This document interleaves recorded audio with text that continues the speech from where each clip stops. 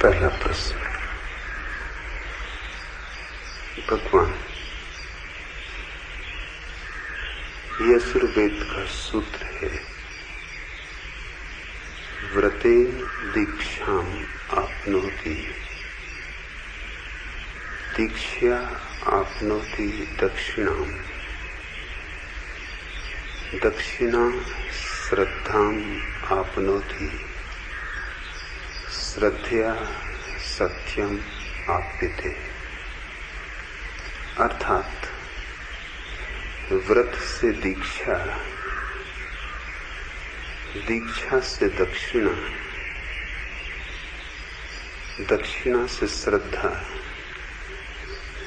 और श्रद्धा से सत्य की प्राप्ति होती है। भगवान सत्य प्राप्ति के 4 चरण समझाने की अनुकंपा करें। आनंद किरण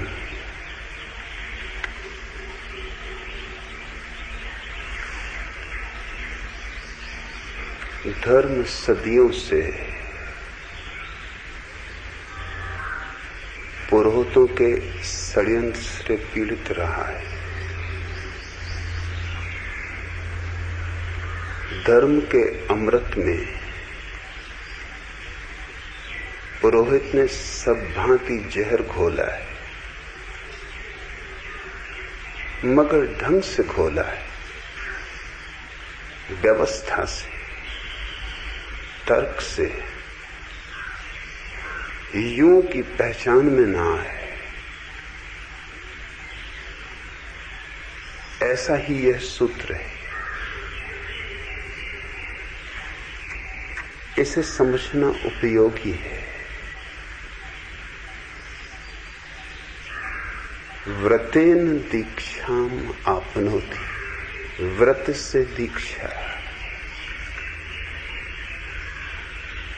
यहीं से पहले कदम ही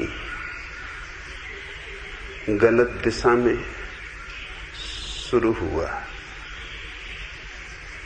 व्रत से दीक्षा का कोई संबंध नहीं। दीक्षा से भला व्रत पैदा हो जाए,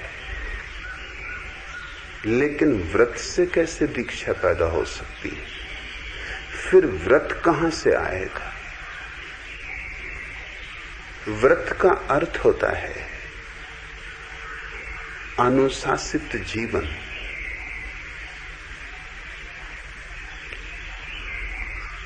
वस्तुतः आत्म अनुशासित जीवन।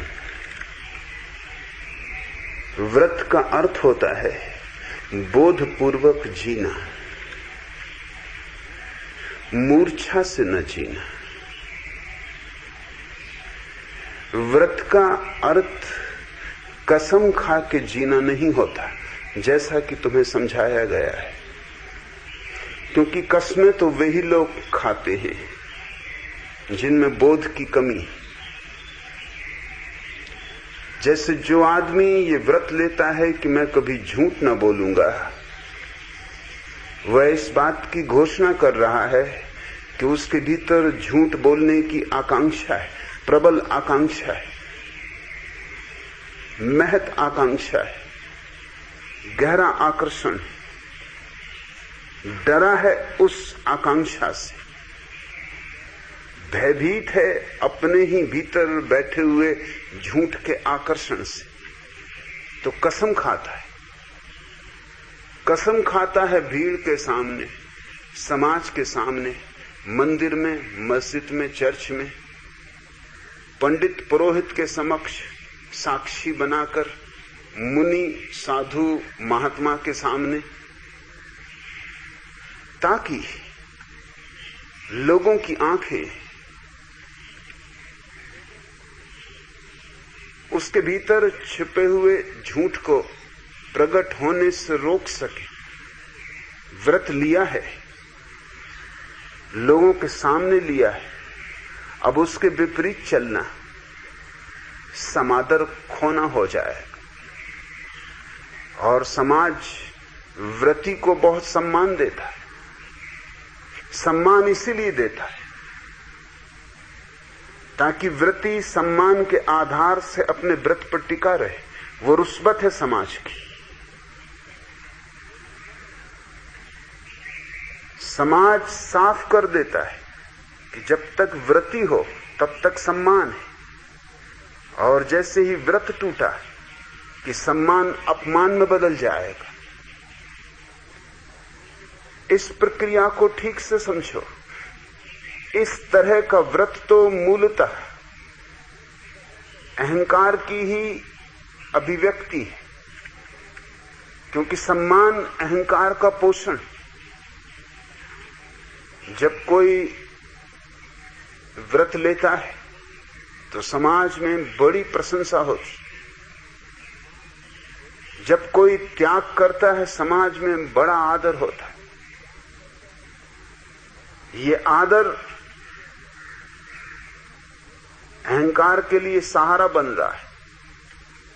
और ये बात भी साफ हो जाती कि जिस दिन व्रत गया, त्याग गया, ये जो फूल गया है अहंकार, ये गुब्बारे की तरह यही लोग तोड़ देंगे जिन्होंने हवा भरी है इस गुब्बारे में। ये खींच लेंगे उस पोषण को। समाज उन चीजों को आदर देता है जिनसे समाज के न्यस्त स्वार्थ लाभान्वित होते। समाज अकारण आदर नहीं देता।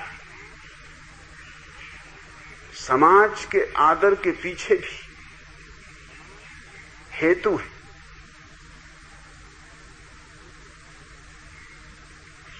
समाज अपने हेतु से आदर देता है और व्रती अहंकार के पोषण से आनंदित होता है। फिर लौटना मुश्किल होने लगता है। जितना बड़ा आदर उतना ही पीछे लौट के देखना भी मुश्किल हो जाता है। व्रत से जो यात्रा शुरू होगी वो अहंकार से ही शुरू हो रही है, और अहंकार से शुरू हुई यात्रा कभी सत्य तक नहीं पहुंचती, पहुंच ही नहीं सकती। अहंकार का विसर्जन ही सत्य का आगमन बनता है, और ये तो अहंकार का पोषण। तुम साधुओं को, मुनियों को, महात्माओं को इतना जो आदर दे रहे हो, तुम्हें शायद पता भी नहीं कि तुम्हारे आदर के कारण तुम उनके जीवन में सत्य के आगमन की सारी संभावनाएं समाप्त कर रहे हो। वे तुम्हारा आदर ले रहे हैं, उन्हें पता नहीं।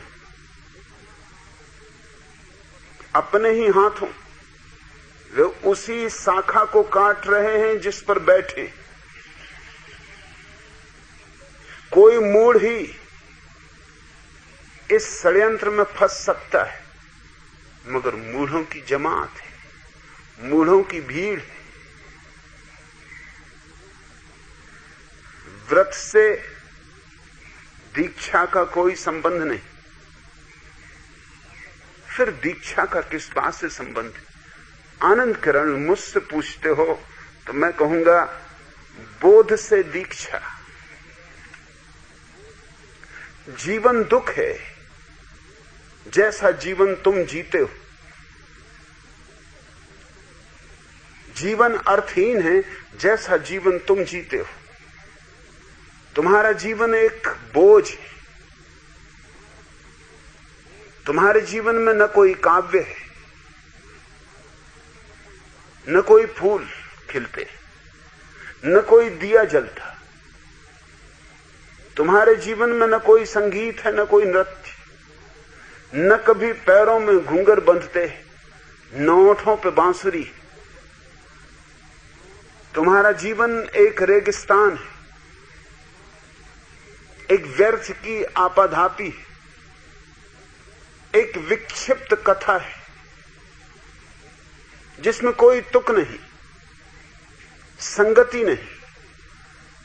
क्यों तुम जी रहे हो इसका भी तुम जवाब नहीं दे सकते हो। क्या तुमने जीवन से पाया है गौर करोगे तो हाथ खाली, प्राण भी खाली। जैसे ही कोई व्यक्ति जीवन की अपनी इस गलत शैली को देख पाता है, और देखना कठिन नहीं, यह सत्य है तुम्हारा, प्रतिपल तुम्हारे सामने खड़ा है। सुबह उठते हो, दिन भर आपाधापी करते हो, सांझ बिस्तर पर गिर पड़ते हो, फिर सुबह उठते हो, यूं ही झूले से लेके कब्र तक। क्या है इसमें सार? क्या है उपलब्धि? कौन सी गरिमा है इसमें? कौन सा गौरव है? कौन सी महिमा है? इसको देखकर, इसको पहचान कर, इस बोध से कि मेरे जीवन की शैली गलत है, कि मैं जिस ढंग से जी रहा हूं वो ढंग नहीं है जीने का, वो ढंग है केवल क्रमशः मरने का। इस बोध से दीक्षा पैदा होती, इस बोध से ही सम्यक दीक्षा पैदा होती। इस बोध के अतिरिक्त और कोई दीक्षा का उपाय नहीं। दीक्षा का क्या अर्थ है? दीक्षा का अर्थ है अपने जीवन की व्यर्थता को देखकर, अपने जीवन की असारता को देखकर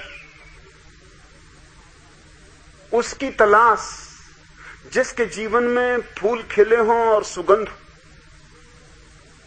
उसकी तलाश जिसके जीवन में अंधेरा ना हो और ज्योति हो, उसकी तलाश जहां रेगिस्तान एक बगिया बन गया हो, उसकी तलाश जिसका सहस्त्रदल कमल खिला हो, गुरु की तलाश। और मिल जाए जब कोई ऐसा व्यक्ति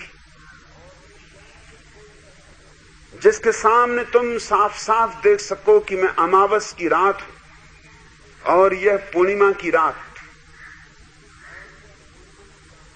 उसके सामने झुक जाना, उसके सत्संग में बैठ जाना दीक्षा है। उसके सामने नतमस्तक हो जाना दीक्षा है। उससे प्रार्थना करना कि मेरे हाथ को अपने हाथ में ले लो, ले चलो मुझे भी अपनी राह पर, मोड़ दे दो मेरे जीवन को भी। दिशा नहीं है मेरे पास,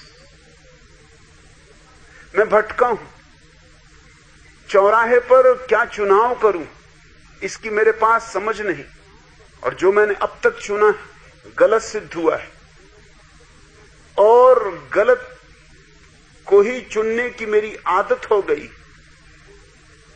इसलिए मैं जो भी चुनूंगा उसकी फिर गलत होने की संभावना है। इसलिए मैं राजी हूं अपने को बदलने को, अपने को रूपांतरित करने को, अपने अतीत को पोंछ डालने की तैयारी दीक्षा है। अपने अतीत से स्वयं को विच्छिन्न कर लेने की तैयारी दीक्षा है।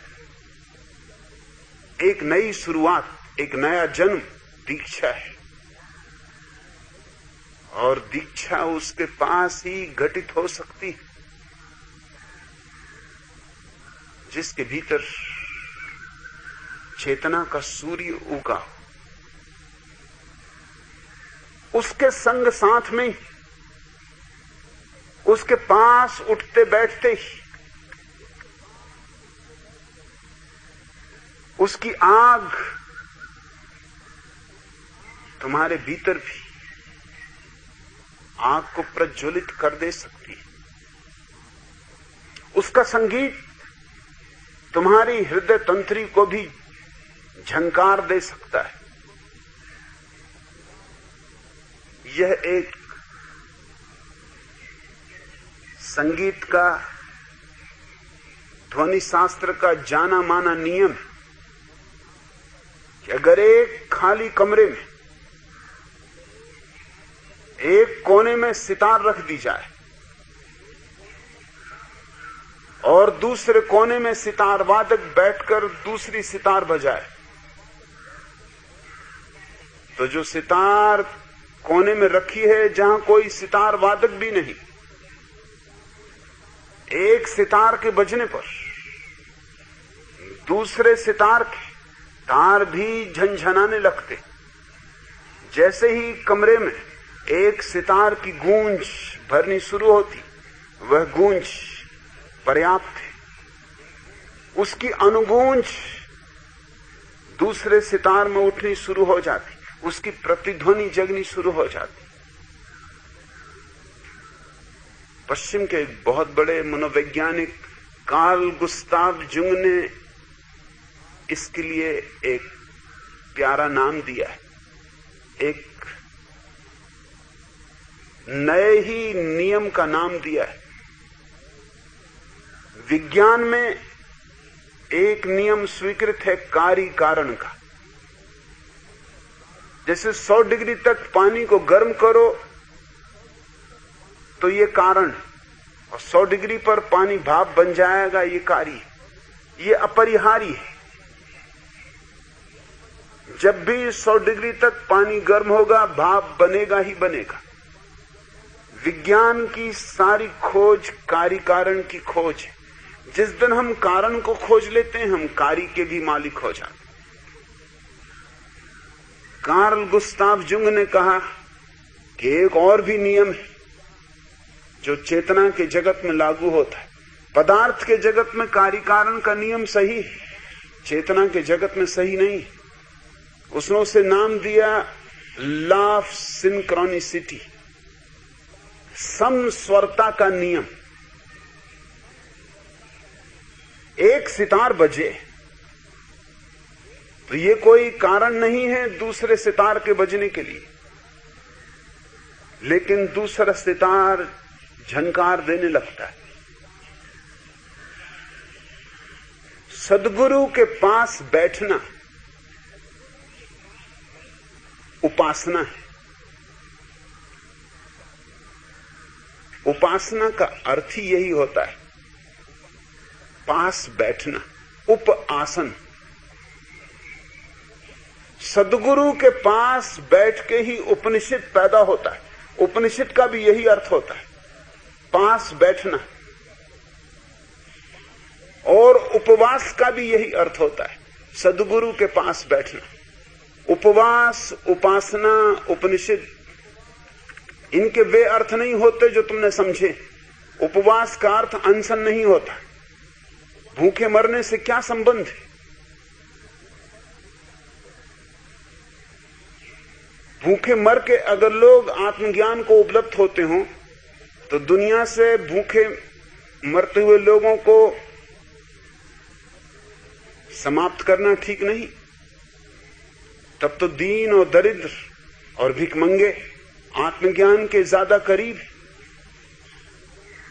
भूखे मरने से कोई संबंध नहीं। उपवास का अर्थ है पास बैठना। उस शब्द को ही देखो। उपासना का भी वही अर्थ है। मंदिर में तुम जो पूजा के थाल उतार रहे हो और फूल चढ़ा रहे हो, वह उपासना नहीं है।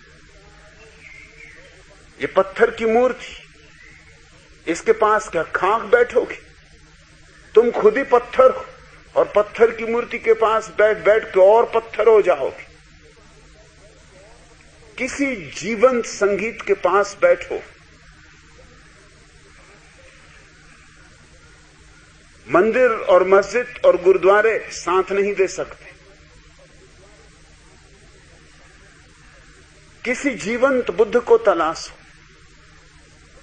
और निश्चित उसके पास बैठने का अर्थ एक ही हो सकता है, समर्पित होकर बैठना। नहीं तो अकड़ के बैठे रहे, समझ लो कि दूसरा सितार कोने में अकड़ा बैठा रहे, अहंकारी हो, दंभी हो, जकड़ा बैठा रहे अपने अहंकार में, तो लाख पहली सितार बजती रहे, उस दूसरे सितार के तारों में झनकार पैदा नहीं होगी, लेकिन सितार ऐसे अहंकारी नहीं होते। ये आदमी की ही मूढ़ता है। सितार इतने मूढ़ नहीं होते, सरल होते। गुरु के पास भी बैठ जाओ अगर अकड़ के, तो तुम पास बैठे ही नहीं, फिर उपनिषद पैदा नहीं होगा, फिर तुम्हारे भीतर प्रतिगूंज पैदा नहीं होगी। इसलिए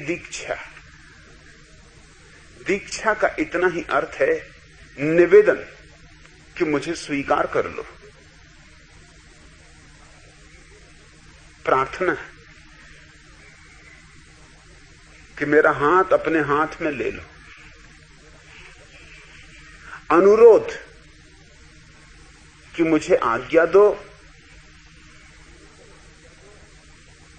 कि तुम्हारे साथ बैठ सकूं, सत्संग हो सके।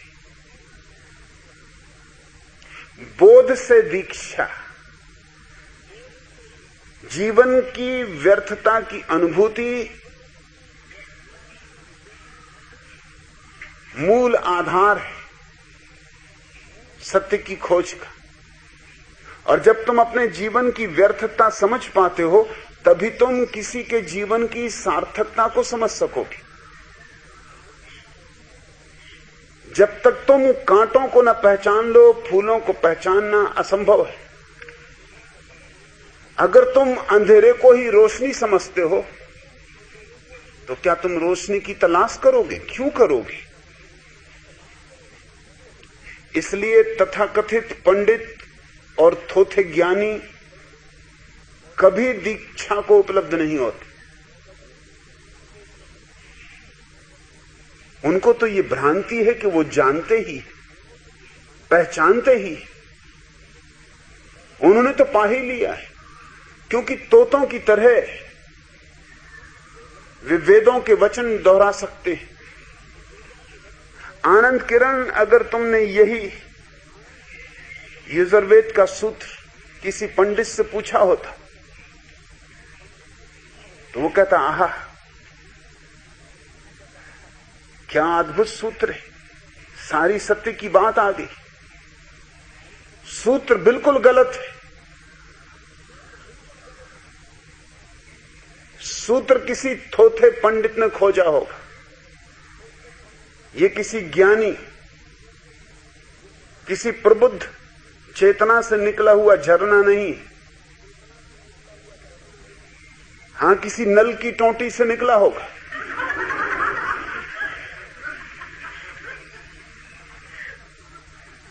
व्रतेन दीक्षाम आपनोति, व्रत से दीक्षा।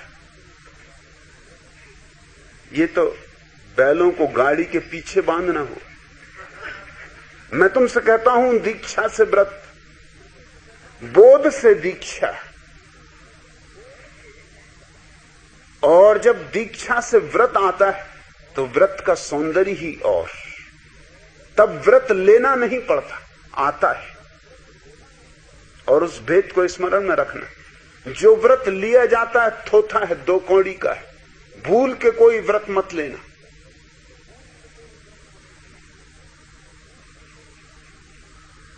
मैं कलकत्ता में सोहनलाल दुगड़ के घर अक्सर मेहमान होता था। वे प्यारे आदमी थे। यूं तो इस देश में उनके मुकाबला कोई सटोरिया नहीं था। वो सबसे बड़े सटोरिया थे। लेकिन अक्सर यूं होता है कि तुम्हारे तथाकथित संतों से सटोरिये भी ज्यादा सच्चे और ईमानदार आदमी होते। सीधे और साफ आदमी थे।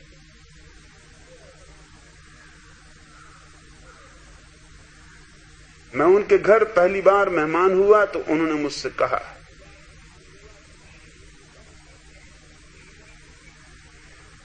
जन्म से वो तेरा पंथी जैन थे। तो आचार्य तुलसी के शिष्य थे। और आचार्य तुलसी का यही गोरख धंधा है, व्रत दिलाना। और चूंकि लोग बड़े बड़े व्रत नहीं ले सकते, जीवन जीना मुश्किल हो जाएगा। इसलिए उन्होंने अणुव्रत की इजाद की।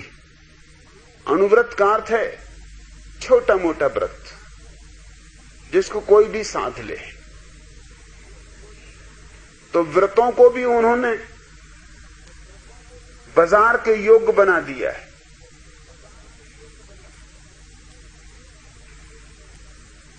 थोक नहीं खरीद सकते, कोई बात नहीं, फुटकर खरीद लो।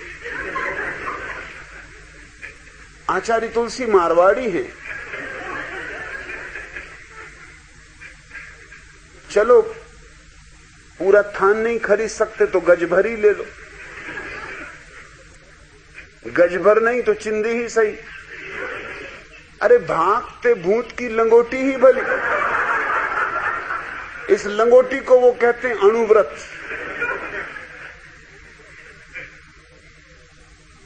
नाम तो प्यारा चुन लिया है, जितना बन सके, जितनी औकात हो उतना ले लो।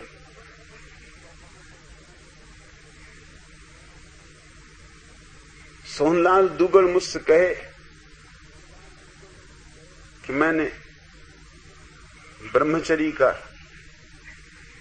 व्रत आचार्य तुलसी से लिया। मैंने उनकी तरफ गौर से देखा और देखता ही रहा। वो थोड़े घबराए, थोड़े बेचैन हुए, कहने लगे कि आप इस तरह घूर घूर के क्यों देख रहे हैं? मैंने उनसे पूछा है कि अब सच सच बताओ, व्रत कितनी बार लिया? आदमी ईमानदार थे, उन्होंने कहा 3 बार लिया। मेरे साथ एक मूर्ख जैन बैठे हुए थे, वो बड़े प्रभावित हुए। मूर्खता का अपना गणित होता। अरे जब 1 बार की जगह 3 बार व्रत लिया,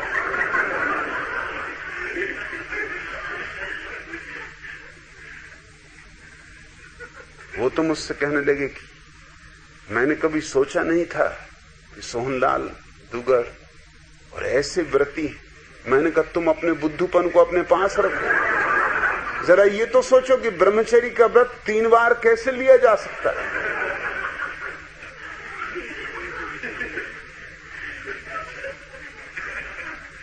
और मैंने सोहनलाल से पूछा कि तुम अब मुझे ये बताओ, 4थी बार क्यों नहीं लिया? वो आदमी सच्चे थे। उन्होंने कहा आपसे क्या छिपाऊं, किसी ने मुझसे ये पूछा ही नहीं।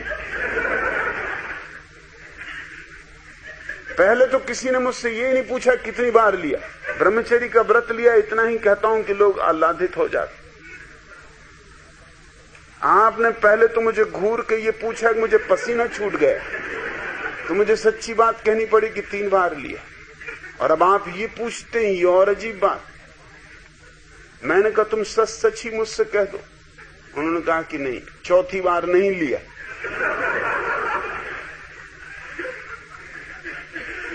क्योंकि हिम्मत ही टूट गई लेने की। 3 बार लेके देख लिया कि सदता तो है ही नहीं, किसको धोखा देना। व्रत लिए नहीं जाते, जो लिए जाते हैं थोथे होते, ढोंग होते, पाखंड होते।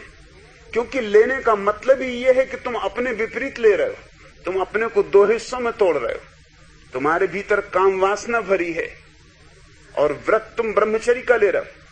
लोगे ही ब्रह्मचर्य का व्रत तभी ना जब भीतर काम वासना भरी हो। जिसके भीतर काम वासना नहीं है वो क्या ब्रह्मचर्य का व्रत लेगा? क्यों लेगा? किस कारण लेगा?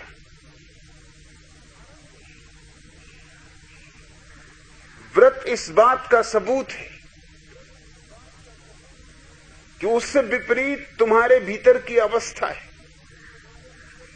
लेकिन व्रत लेकर क्या तुम अपने भीतर की अवस्था को बदल सकोगे?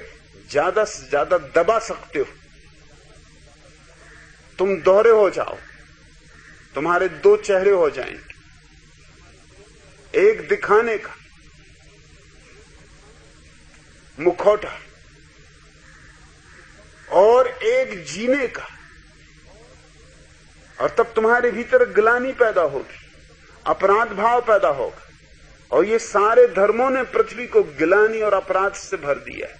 हर आदमी अपराधी, हर आदमी को लगता है मैं गलत कर रहा हूं, क्योंकि हर आदमी को समझाया गया है कि सही क्या है, और सही तो उससे हो नहीं रहा है। जो हो रहा है वो गलत हो रहा है।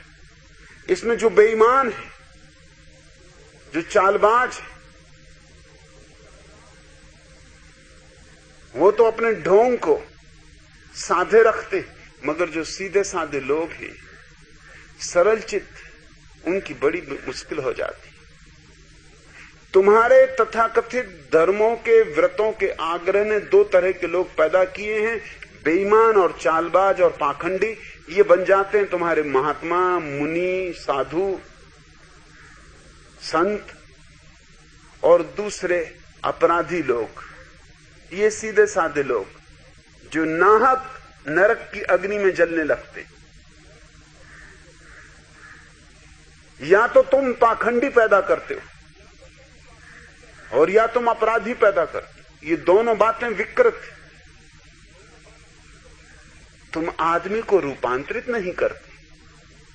इसलिए मैं नहीं कहता कि कोई व्रत ले, व्रत लिया नहीं जाता।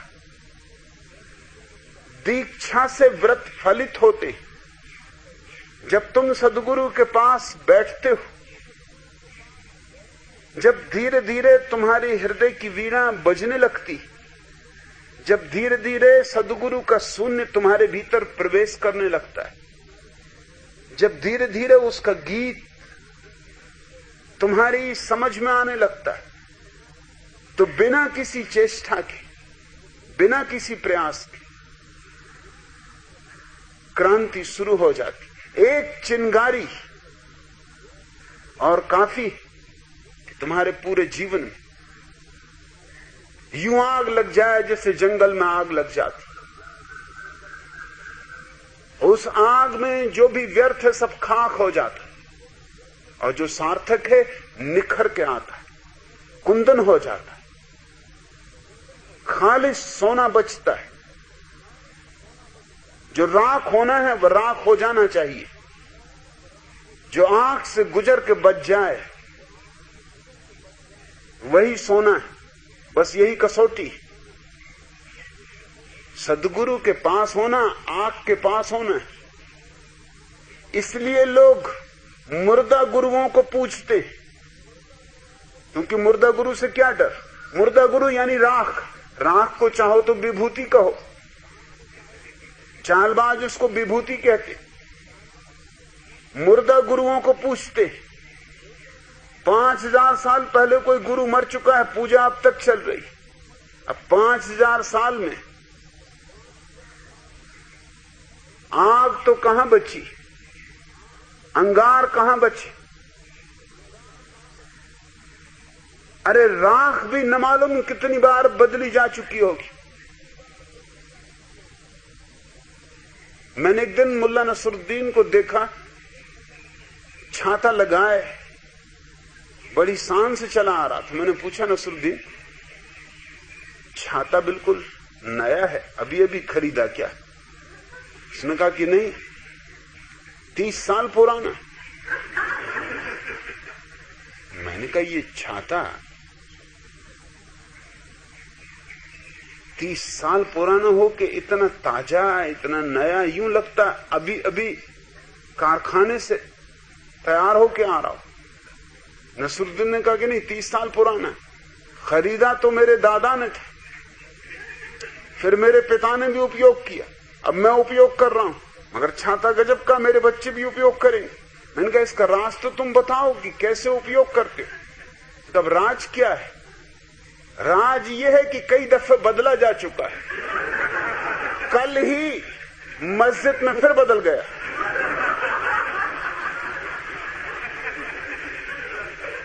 30 साल पुराना है, कई दफा बदला जा चुका है।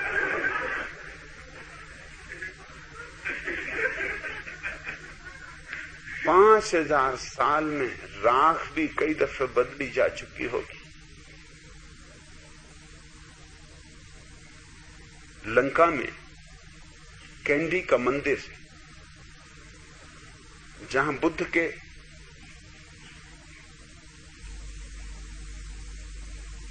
एक नाखून को बचा रखा गया है।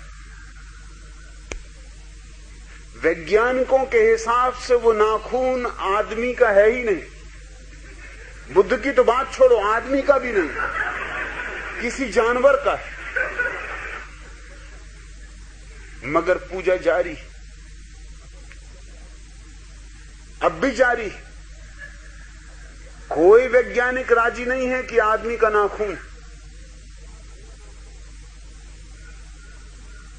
ऐसा नाखून आदमी का होता ही नहीं। उसका सब वैज्ञानिक रासायनिक परीक्षण हो चुका है। मगर कैंडी का मंदिर हजारों यात्रियों से भरा रहता है प्रतिदिन। बुद्ध के नाखून की पूजा चल रही, और नाखून बुद्ध का है ही नहीं। श्रीनगर में हजरत बाल मस्जिद, मोहम्मद का एक बाल रखा हुआ है। तुम्हें कहानी भूली नहीं होगी, कुछ ही साल पहले वो बाल चोरी चला गया, फिर प्रकट भी हो गया। अब ये कोई भी नहीं पूछता कि जो बाल प्रकट हुआ ये वही है जो चोरी गया था।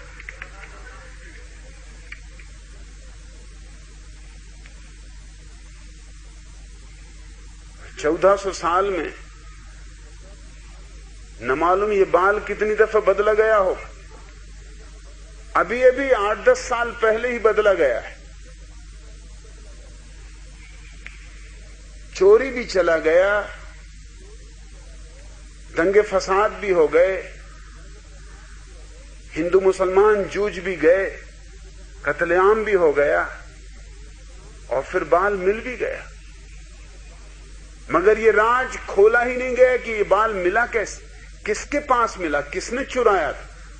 कोई पता नहीं चला किसने चुराया, कैसे पाया गया, मगर बाल मिल गया। ये बाल बिल्कुल झूठा है, लेकिन अब कोई उपाय भी तो नहीं है तय करने का कि ये बाल झूठा है या सच्चा है। कैसे तय करोगे कि मोहम्मद का बाल? हो सकता है किसी मोहम्मद नाम के आदमी का हो, मगर हजरत मोहम्मद का बाल ये फिर मिला कैसे? और जिसने चोरी की थी और जिसके कारण इतना उपद्रव मचा, वो आदमी पकड़ा क्यों नहीं गया? लेकिन एक साजिश है।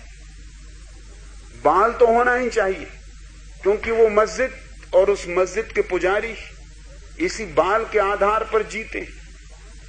खो गया होगा असली तो खो गया, मगर कोई भी बाल काम देगा। कम से कम मस्जिद का धंधा तो जारी रहे। मुर्दा गुरु को पूजना हमेशा आसान है, लेकिन मुर्दा गुरु को पूजने वाले मुर्दे लोग होते हैं। मुर्दे हैं इसलिए मुर्दे को पूजते।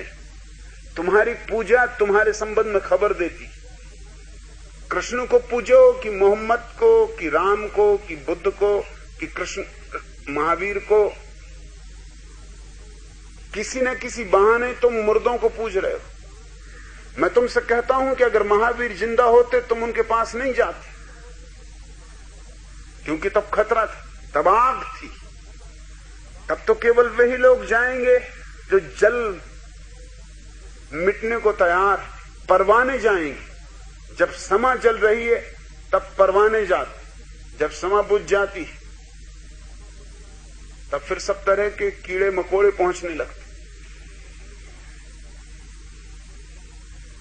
समा जब जलती है तब परवाना, समा जब बुझ जाती है तब भीड़ भाड़ आती। वही भीड़ भाड़ जो परवानों को पागल समझती, कीड़े मकोड़ों की भीड़ भाड़, खटमल मच्छर सब आते।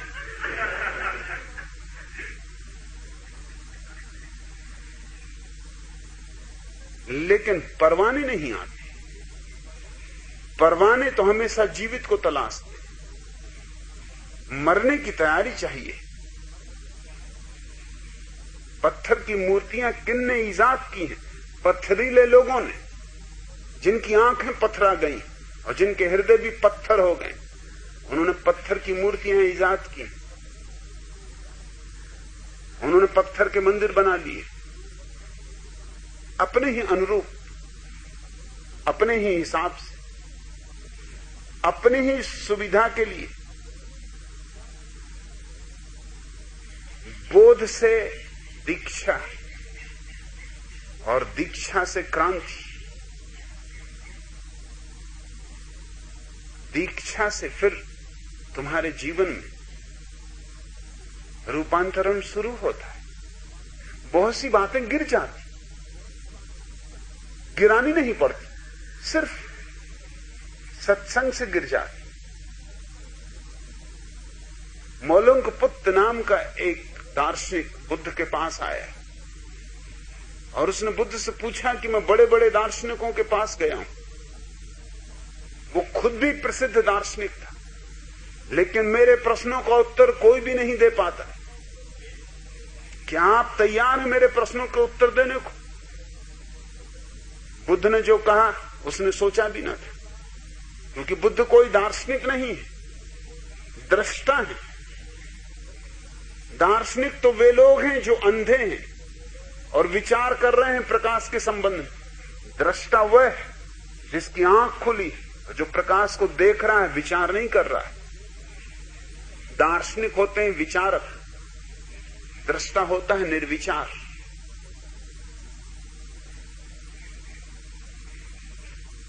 सोचा ना था मौलुंकपुत्त ने कि ये घटना यूं घट जाएगी, मगर सदगुरु के पास भी पहुंच जाना खतरनाक है। बुद्ध ने कहा अच्छा हुआ तुम आ गए। तुम्हारा कोई भी उत्तर नहीं दे सका ना? मौलुंकपुत्त ने कहा कि निश्चय ही कोई भी उत्तर नहीं दे सका। बुद्ध ने कहा मैं उत्तर दे सकता हूं, लेकिन तुम लेने को राजी हो? मौलुंकपुत्त से ही किसी ने पूछा ही नहीं। जिससे भी उसने प्रश्न पूछे थे उसने उत्तर दिया था। ये सवाल ही किसी ने नहीं पूछा था कि क्या तुम लेने को राजी हो? मौलुंकपुत्त ने पूछा क्या शर्त पूरी करनी पड़ेगी लेने के लिए? बुद्ध ने कहा 2 साल मेरे पास बैठना पड़ेगा, चुपचाप, बिना कुछ पूछे,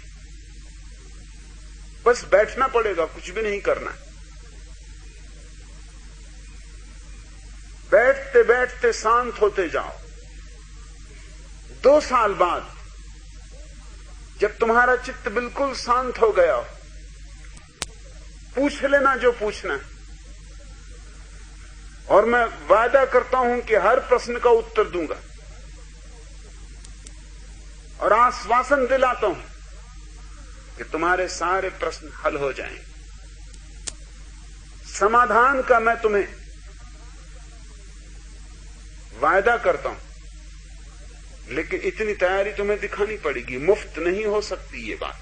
2 साल मेरे पास बैठो। मौलुंकपुत्त ने कहा ठीक। जैसे ही उसने कहा ठीक, महाकाश्यप नाम का एक बौद्ध शिष्य हंसने लगा, खिलखिलाने लगा। मौलुंकपुत्त को जरा चोट लगी। पूछा कि ये महाकाश्यप हंसता क्यों? बुद्ध ने कहा तू ही पूछ ले, हंसता है तो कोई कारण होगा। महाकाश्यप से पूछा कि आप हंसते क्यों? महाकाश्यप ने कहा भले आदमी पूछना हो तो अभी पूछ ले। यूं ही मैं भी एक दिन आया था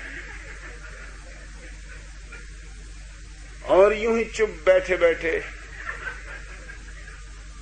प्रश्न ही गिर गए। अब बुद्ध मुझे बार बार जहां मिल जाता हूं मुझसे पूछते हैं पूछ। पूछने को कुछ बचा नहीं, ये चिकोटी लेते। कहीं भी मिल जाता हूं कहते महाकाश्यप कुछ पूछना नहीं, कहां गई तेरी पूछ?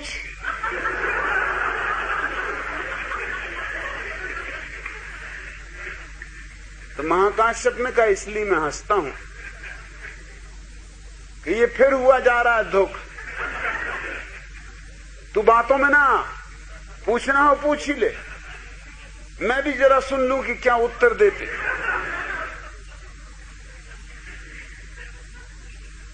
बुद्ध ने कहा मैं अपने वचन पर दृढ़ रहूंगा,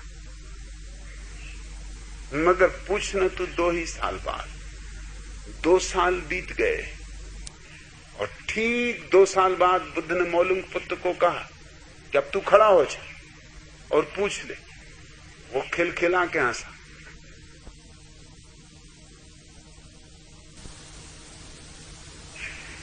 उसने कहा अब मैं समझा राज महाकाश्यप के हंसने का। इस 2 साल में तो सब गिर ही गए, पूछने वाला मन ही ना रहा, पूछने वाला ही जा चुका। ये 2 साल का सन्नाटा यूं जैसे कि बाढ़ आई और सब कूड़ा करकट बहा ले गई। मुझे कुछ पूछना नहीं और बिना पूछे आपने सब समाधान दे दिया। समाधि दे दी तो समाधान हो गया।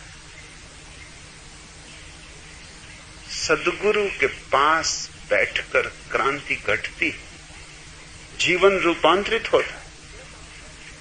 व्रत आते हैं,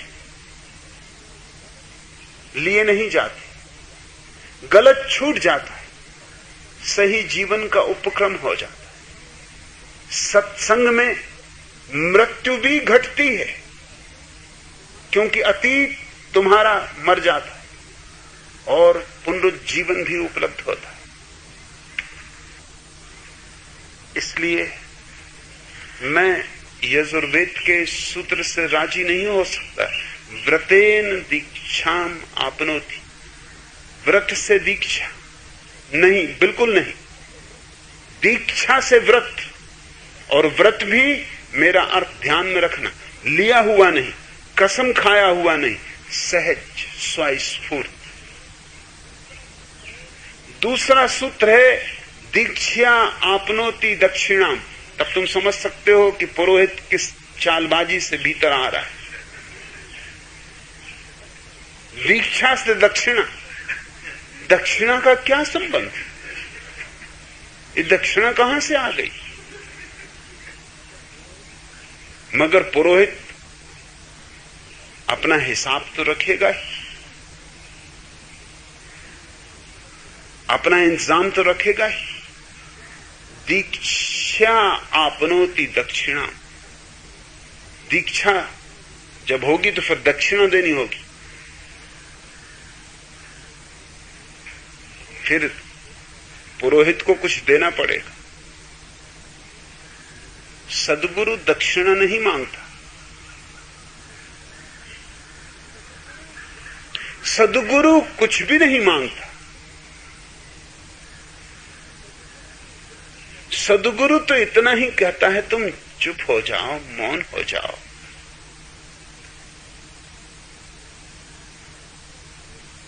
लेकिन पुरोहित कुछ मांगने बैठा है, दक्षिणा पे उसकी नजर है। और क्या क्या पुरोहितों ने जाल रचे। जैन शास्त्र कहते हैं सिर्फ जैन मुनि को ही दक्षिणा देना, सिर्फ जैन मुनि को ही भोजन देना, क्योंकि वही सुगुरु है, बाकी सब कुगुरु है।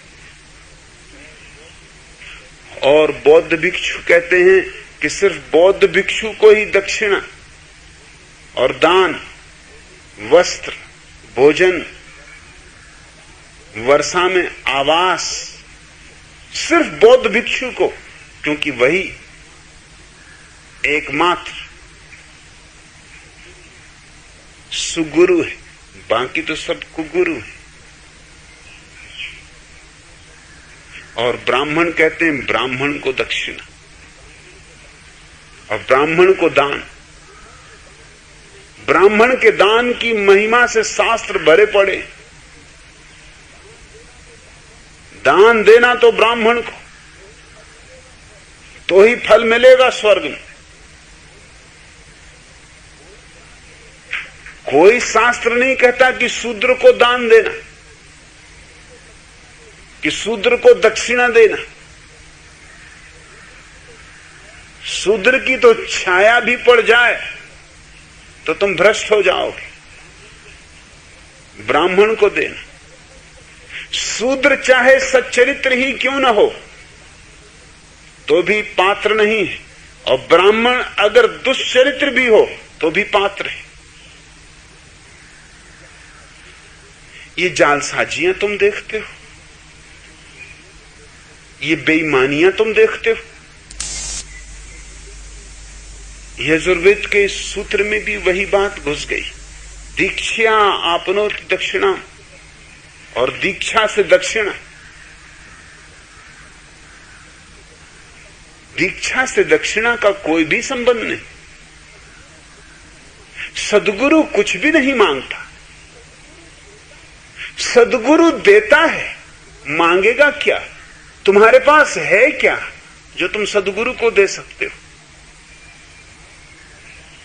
काश तुम्हारे पास कुछ होता। तुम्हारे पास कुछ भी तो नहीं, तुम एकदम खाली हो, तुम भिखारी हो। तुम क्या दोगे? सद्गुरु देता है, सद्गुरु के पास देने को है। सद्गुरु के पास परमात्मा है देने को, सद्गुरु के पास जीवन की परम संपदा है देने को, प्रकाश है देने को, आनंद है देने को, सौंदर्य है देने को, सत्य है देने को। सद्गुरु के पास सारी अलौकिक संपदा है देने को। तुम्हारे पास क्या है? मगर बड़े चालबाजों ने धर्मों की छाती पर घूंघर मोता है, धर्मों की छाती पर ऐसी दाल घोंटी, आदमी को इस तरह चूसा है जिसका हिसाब नहीं।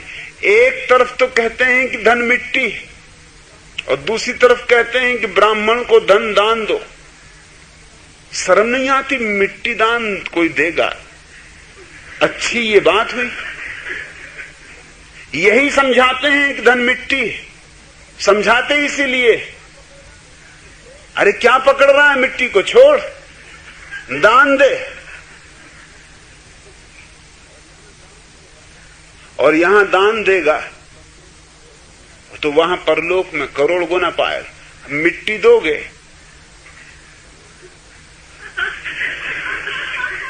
तो करोड़ गुनी मिट्टी पाओगे, कब्र बन जाएगी। करोड़ गुनी मिट्टी जब ऊपर गिरेगी परलोक में तो कहां खो जाओगे पता नहीं चलेगा। भूल के दान मत देना, दक्षिणा मत देना।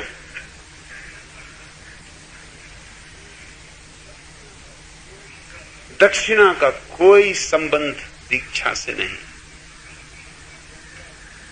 इसलिए मैं कहूंगा दीक्षा से सन्यास।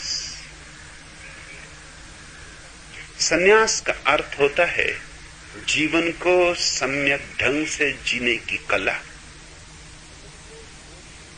जीवन को बोधपूर्वक जीना, अंधे की तरह नहीं, आंख वाले की तरह जीना, भीतर के दिए को जला के जीना। बोध से दीक्षा, दीक्षा से सन्यास, सन्यास में सब व्रत आ गए। सम्यक जीवन में सब कुछ आ गया। लेकिन सन्यास के नाम से कुछ अजीब ही बात चलती रही। एक मित्र यहां भूल चूक से आ गए हैं, नाम है उनका महंत गरीबदास झोली वाले। जरा उनसे सावधान रहना।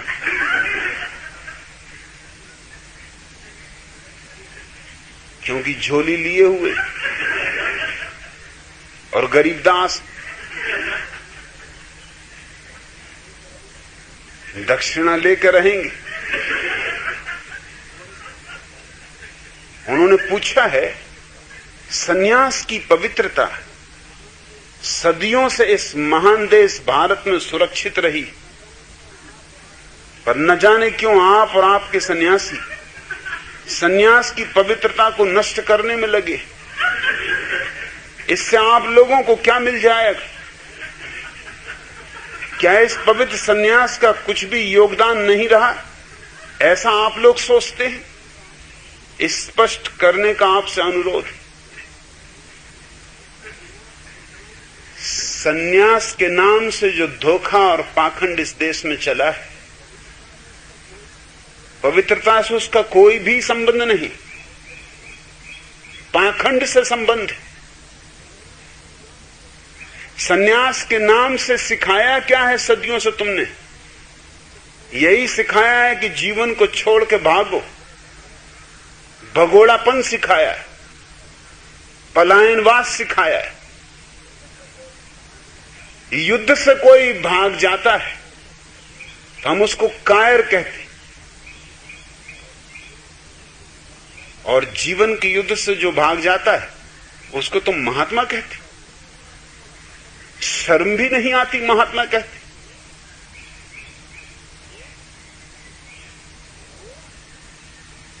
भगोड़ा है, कायर है, डरपोक है, जीवन का साक्षात्कार नहीं कर सका। और एक तरफ तुम कहते हो कि परमात्मा ने सृष्टि बनाई, जीवन दिया। ये बड़े मजे की बात हुई। परमात्मा सृष्टि बनाता है, जीवन देता है, और तुम जीवन छोड़ के भागते हो और इसको धर्म मानते हो।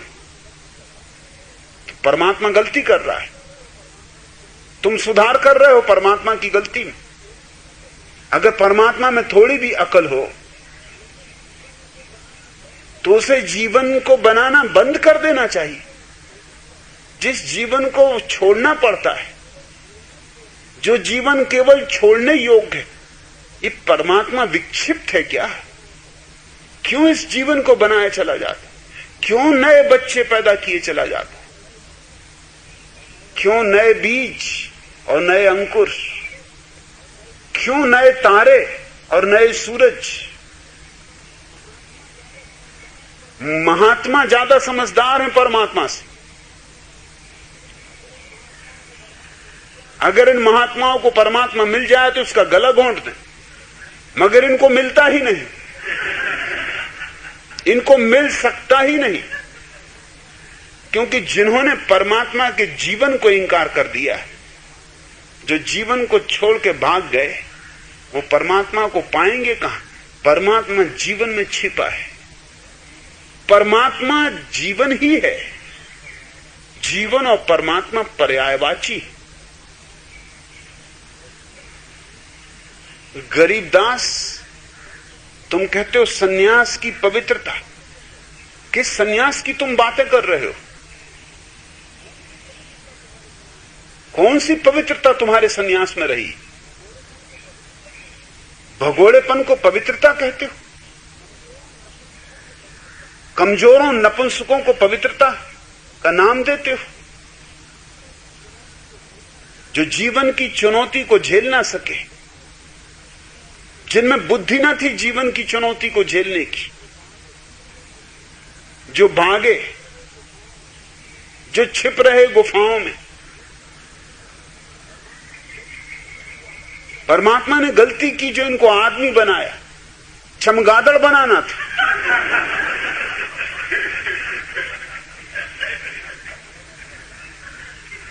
इनको पैदा ही क्यों किया? ये परमात्मा की भूल को सुधार करने में लगे।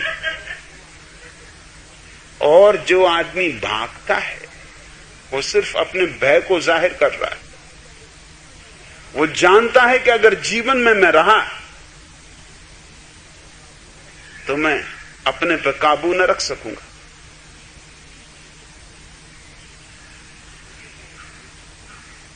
बुद्ध का एक शिष्य धर्म प्रचार के लिए जा रहा, उसने बुद्ध से पूछा कि मेरे लिए कोई आदेश? तो बुद्ध ने कहा, एक बात ख्याल रखना, किसी स्त्री को देखना मत।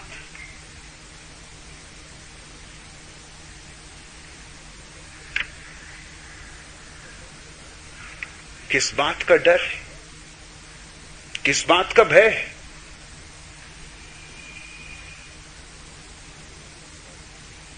इस आदमी के भीतर अभी स्त्री के प्रति बहुत वासना भरी होगी, और ये धर्म प्रचार को चला। अभी वासना तो मिटी नहीं, अभी काम तो मिटा नहीं, तो राम से पहचान कैसी होगी? राम नाम जान्यो नहीं।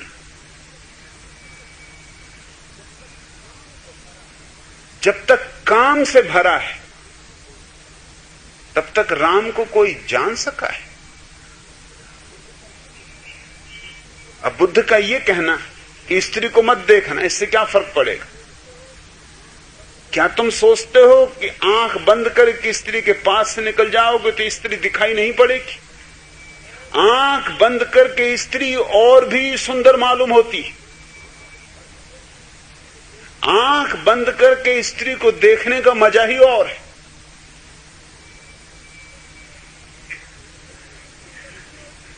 स्त्री इतनी सुंदर नहीं होती खुली आंख से अगर देखो, और अगर पूरे बोधपूर्वक आंख से देखो तो स्त्री में कुछ भी नहीं बच रहता।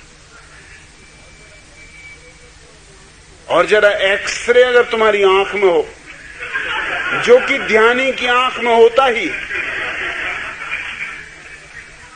तो हड्डी मांस मज्जा मवाद मलमूत्र सब दिखाई पड़ने लगता है। जरा गहरी पैनी आंख होनी चाहिए।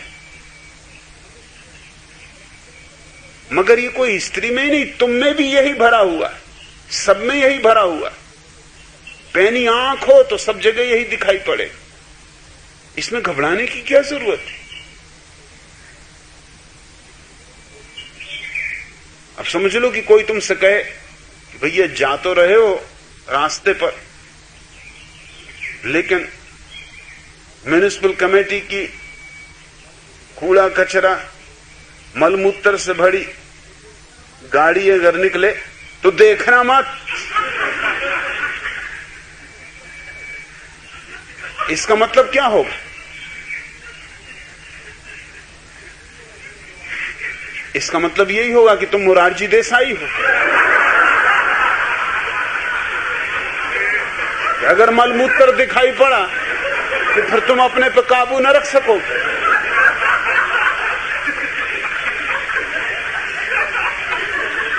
जीवन जल ऐसा तुम्हारे भीतर हड़कंप मचा देगा कि फिर तुम भूल ही जाओगे कि अपना है कि दूसरे का है। अरे क्या भेदभाव, अद्वैत भाव रखना चाहिए। ऐसी प्यास जगेगी कि फिर तुमसे न रहा जाए। ये बुद्ध का कहना, स्त्री को मत देखना, पलायनवाद का सूत्र है। और अगर ये बात सच थी कि ये आदमी स्त्री को देख के डमाडोल होने वाला है, तो इसको धर्म प्रचार के लिए किस लिए भेज रहे हो? ये क्या खाक धर्म प्रचार करेगा? ये अधर्म प्रचार करेगा? मगर वो आदमी भी इतने जल्दी राजी हो जाने वाला नहीं था, क्योंकि जब भी कानून बनाए जाते, जब भी नियम बनाए जाते, तो आदमी उनसे निकलने की कोशिश भी करता है।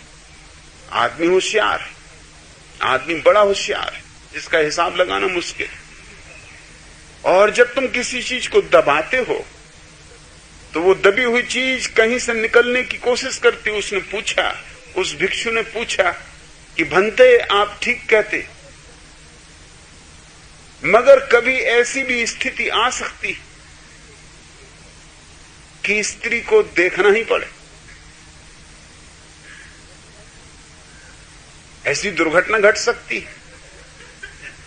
सच तो यह है कि स्त्री को मत देखना, ये तुम तय ही कैसे करोगे जब तक स्त्री को देखोगे नहीं। इस सीधी सी बात है कि स्त्री है कि पुरुष है, पहले तो देखना ही पड़ेगा, या फिर आंख पे पट्टी ही बांधे रहो। फिर चाहे स्त्री हो, चाहे पुरुष हो, चाहे गधा हो, घोड़ा हो, कोई भी हो, मगर पुरुषों को देखने के लिए कोई इंकार नहीं कर रहे हैं बुद्ध, तो फिर आंख तो खुली रखनी पड़ेगी कि ये पुरुष है, कोई बात नहीं, देखो। और ये स्त्री नहीं देखेंगे, मगर देख तो लिया। अब क्या होता है, चिड़िया चुग गई खेत, अब पछताए होत का। अब लाख नीची नजरें करो, मगर जो दिख गई है दिख गई, और भीतर तो झंकार पैदा करी गई, और भीतर तो पुकार उठी गई। तो पहले तो सूत्र ही बुनियादी गलत है कि देखना मत, स्त्री को मत देखना। और फिर उस आदमी ने पूछा, मगर कोई ऐसी हालत हो सकती कि देखना ही पड़े? समझ लो कि मैं रास्ते से जा रहा हूं, कोई स्त्री गड्ढे में गिर जाए,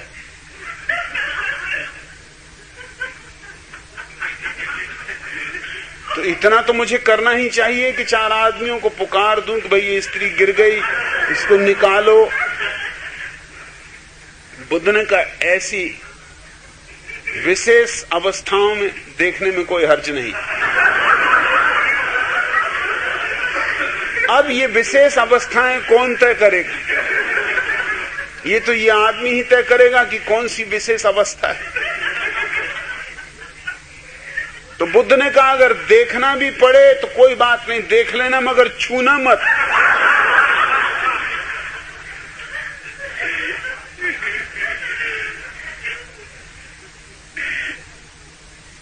अब छूने में क्या अड़चन आ रही? चमड़ी चमड़ी को छुए, इसमें कौन सी अड़चन हुई जा रही?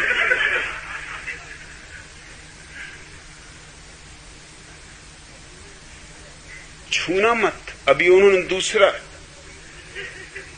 दरवाजा बंद करने की कोशिश की कि चलो देख ली कोई बात नहीं, मगर छूना मत, क्योंकि देख ली तो फिर छूने की इच्छा पैदा हो। और भारतीयों में बहुत छूने की इच्छा पैदा हो।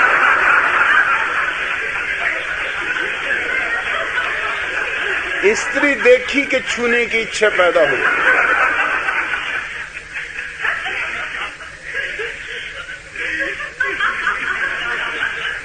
फिर कोई न कोई मौका दे के धक्का मार देंगे। हालांकि इस ढंग से मारेंगे कि धक्का धार्मिक मालूम पड़े।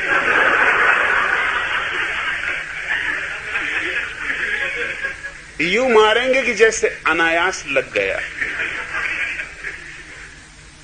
भीड़ भड़क्का में घुस जाएंगे,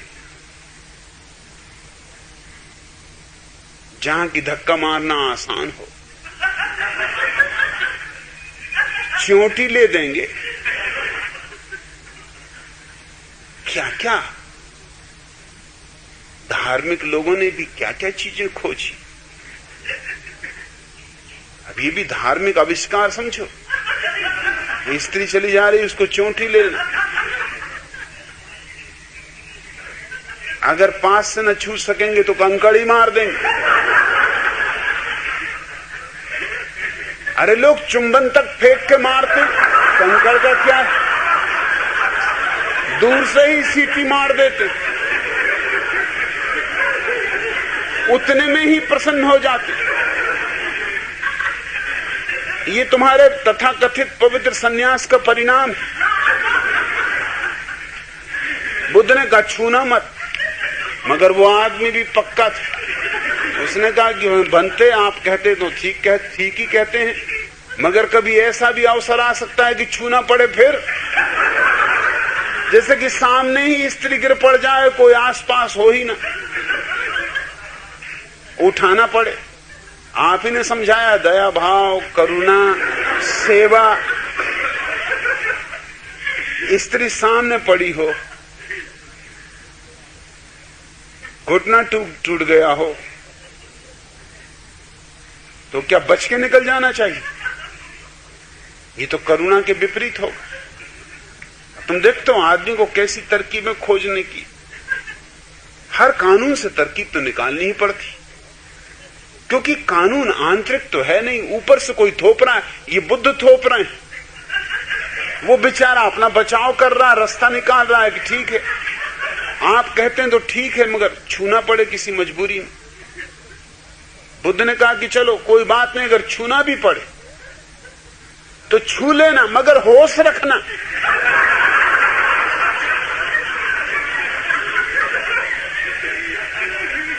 उस आदमी ने कहा ये बात बिल्कुल ठीक, क्योंकि होश की तो कोई बाहर से पहचान हो नहीं सकती। इसमें से उसने फिर और सवाल नहीं उठाया। ये जरा सोचने की बात। उसने ये नहीं कहा कि ऐसा भी हो सकता है कि कभी होश खो जाए। अब क्या चिंता है, अब अदृश्य मामला हो गया। अब जी भर के छुओ, च्योंटी लो। रही होश की बात से, वो भीतरी बात है, उसका किसी और से क्या लेना देना। होश पूर्वक चूंटी लो, होश पूर्वक धक्का मारो, होश पूर्वक घूर घूर के देखो। फिर उसने सवाल नहीं उठाया, उसने कहा बनते अब मैं जाता हूं। तुम जिसको पवित्रता कहते हो, इसमें क्या पवित्रता है? पाखंड है।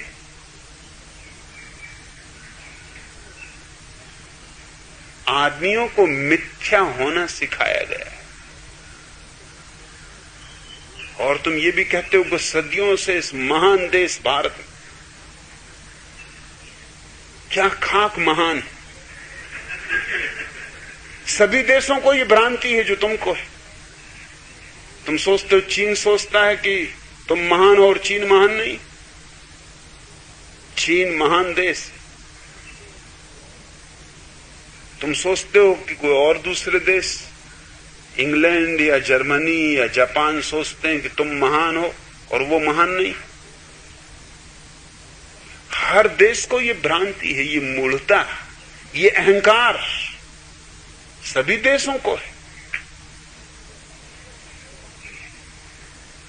ये कोई नई तो बात नहीं, ये हर जाति को अहंकार है, हर राष्ट्र को अहंकार है, हर समाज को, हर सभ्यता को, हर संस्कृति को।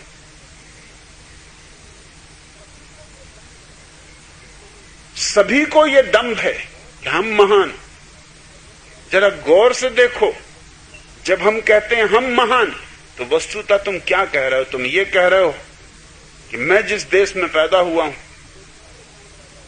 गरीबदास झोली वाले जहां पैदा हुए, वो देश महान होना ही चाहिए। अरे नहीं तो वो और कहीं पैदा ना होते। जॉर्ज बर्नार्ड शॉ कहा करता था कि मैं इस सिद्धांत को नहीं मानता कि पृथ्वी सूरज के चक्कर लगाती। मैं गैलीलियो से राजी नहीं, कोपरनिकस से राजी नहीं। मैं तो बाइबल के सिद्धांत से राजी हूं कि सूरज पृथ्वी का चक्कर लगा।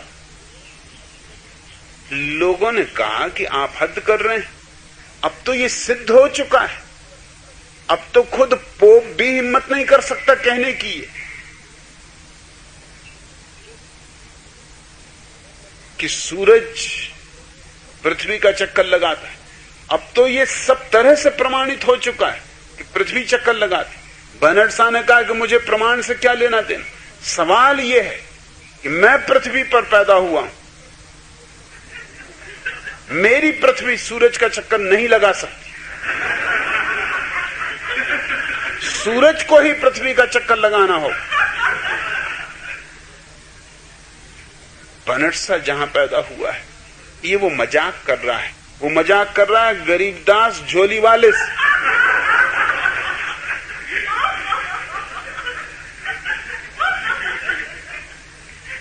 जहां तुम पैदा हुए हो, अब यही गरीबदास झोली वाले अगर मुसलमान होते तो इस्लाम धर्म महान धर्म, अभी हिंदू धर्म महान धर्म, तब अरब महान देश। कल रात में एक गीत सुन रहा था,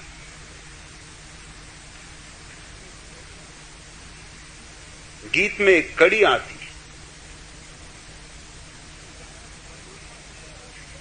जिसमें गायक परमात्मा से कह रहा है कि अभी मुझे बहिश्त देखने की कोई आकांक्षा नहीं, अभी तो मेरी आंखें मदीने की तरफ लगी, अभी स्वर्ग के तमाशे देखने की मुझे कोई इच्छा नहीं, अभी तो मेरी आंखें मदीने की तरफ लगी। मदीना। दूसरी पंक्ति उस गीत में आती कि इस पृथ्वी पर केवल वही भूमि पवित्र है जहां परमात्मा के प्यारे मोहम्मद का घर है। स्वभाव था मुसलमान को यही ख्याल है, मक्का और मदीना यही मोहम्मद के निवास स्थान रहे। तो जहां परमात्मा के प्यारे का घर है, उस मिट्टी का जर्रा जर्रा भी बहिश्त से बेहतर, स्वर्ग से बेहतर।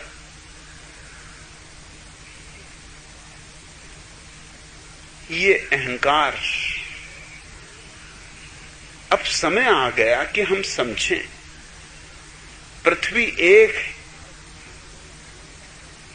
ये भारत महान देश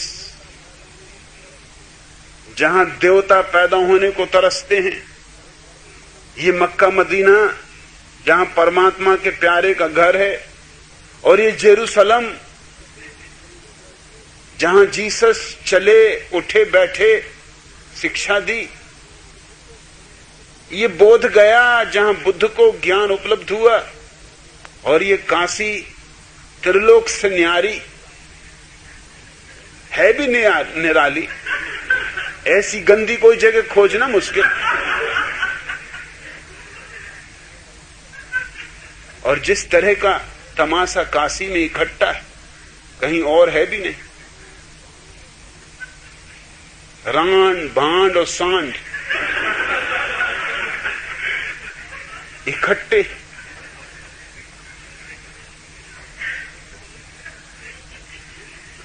और तो वहां क्या है त्रिलोक से न्यारी। सड़कों से गुजरना मुश्किल, सांड विश्राम करते हुए 20 सड़कों। एक तो सड़कें काशी की कोई सड़कें नहीं, गलियों से गई भी थी, और फिर सांड विराजमान। सांड यानी नंदी बाबा, उनको हटा भी नहीं सकते, हटाओ झगड़ा हो जाए। गौ माता विराजमान है बीच रास्ते पर। मैं तो एक बार काशी गया, मैंने कहा अब दोबारा नहीं आना। ये क्या बेहूदगी। गौ माता बैठी, हार्न बजाते रहो, वो हटी नहीं रही। और काशी की गौएं वो कोई साधारण गौएं।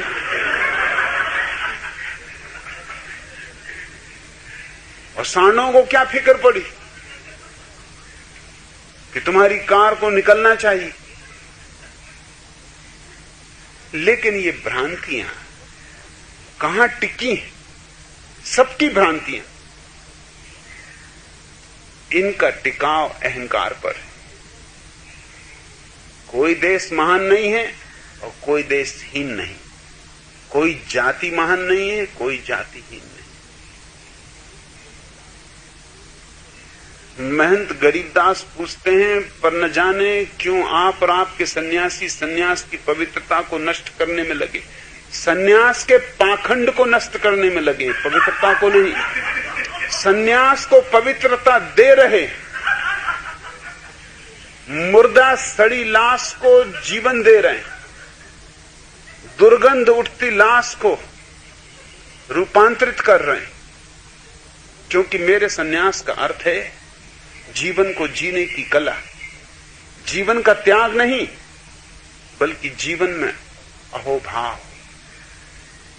परमात्मा की ये जो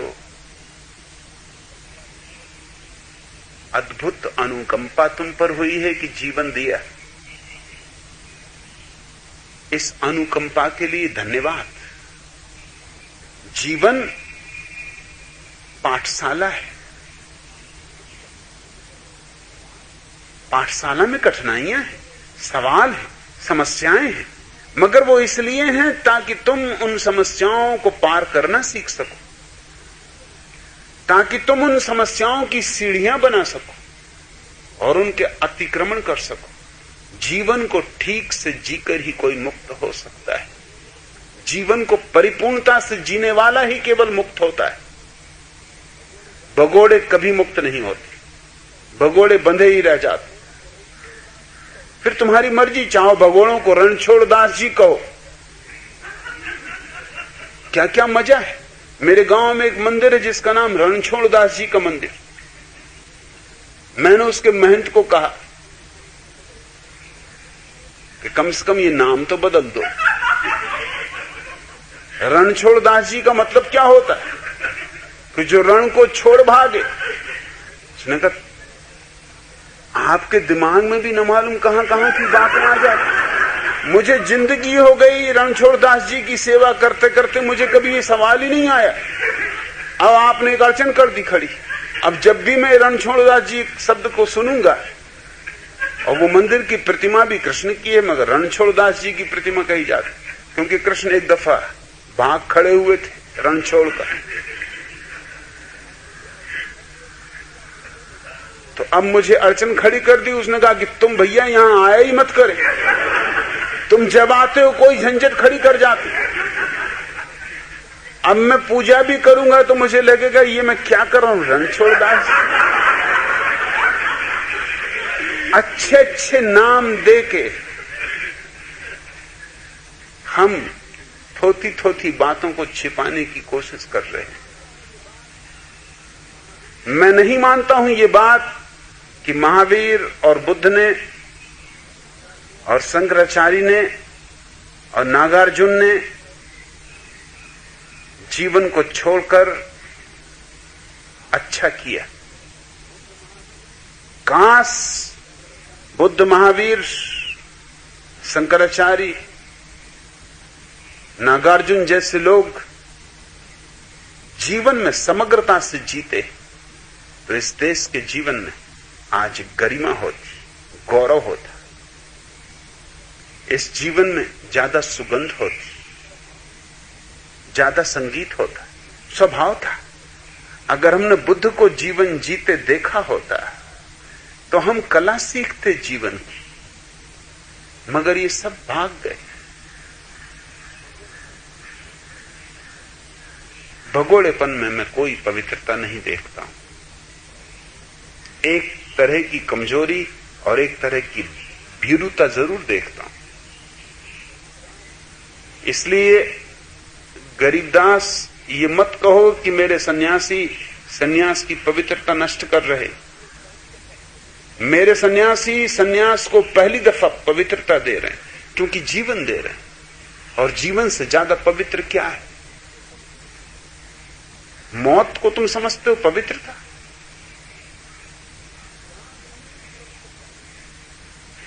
त्याग नहीं है पवित्रता।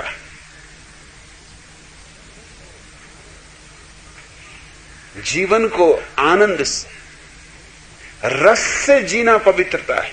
यही हमारी असली परिभाषा है। रसो वैसा, परमात्मा रस रूप है। तो जीवन को जो रसिक भाव से जीता है, उसके सारे सौंदर्य को संवेदना से जीता है, वही सन्यासी। पूछ रहे हैं गरीबदास, इससे आप लोगों को क्या मिल जाएगा? सब कुछ मिल जाएगा। परमात्मा, सत्य, आनंद, मोक्ष,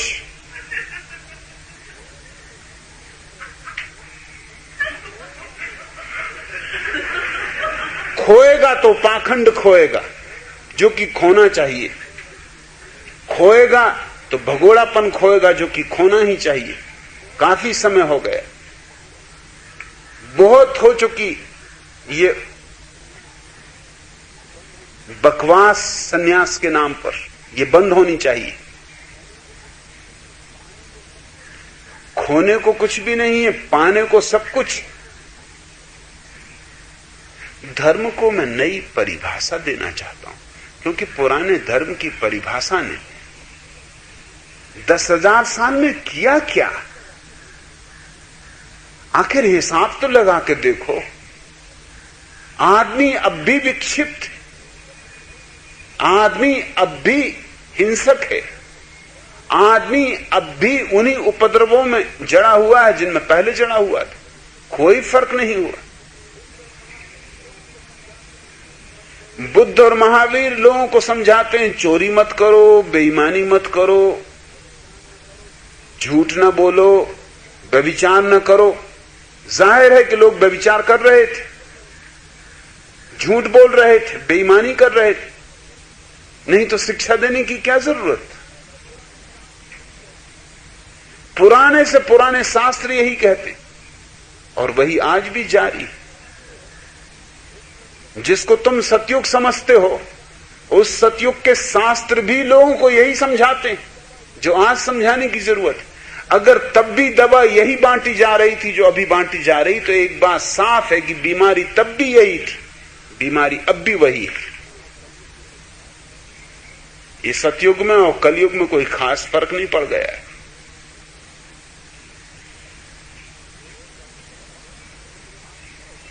कुछ करने का वक्त आ गया, काफी हो गया। प्रयोग तुमने करके देख लिया तुम्हारे सन्यास का, मेरे सन्यास का प्रयोग भी होने दो।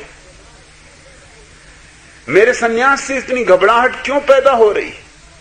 अगर तुम सत्य हो तो तुम जीतोगे। इतनी घबराहट क्या है? इतनी बेचैनी क्या है? सारा मुल्क इतना परेशान क्यों हुआ जा रहा है? सारे संत महंत महात्मा इतने क्यों डमाडोल हुए जा रहे हैं? अगर मैं गलत हूं तो गलत तो हार ही जाएगा। तुम्हारे शास्त्र कहते हैं सत्यमेव जयते, लेकिन तुम्हें डर पैदा हो रहा है कि सत्य तुम्हारे साथ नहीं। मुझे कोई डर नहीं है।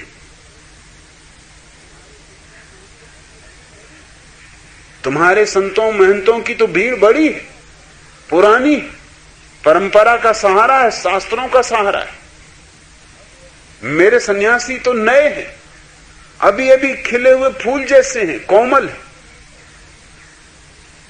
भय होना चाहिए मुझे, उनकी तो कोई सुरक्षा नहीं, लेकिन मुझे कोई भय नहीं, क्योंकि मैं मानता हूं कि सत्य को भय का कोई कारण नहीं। असत्य हारने ही वाला है।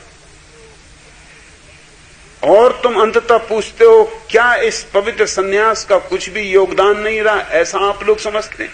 नहीं, योगदान तो बहुत रहा। नहीं तो इस देश की इतनी दरिद्रता,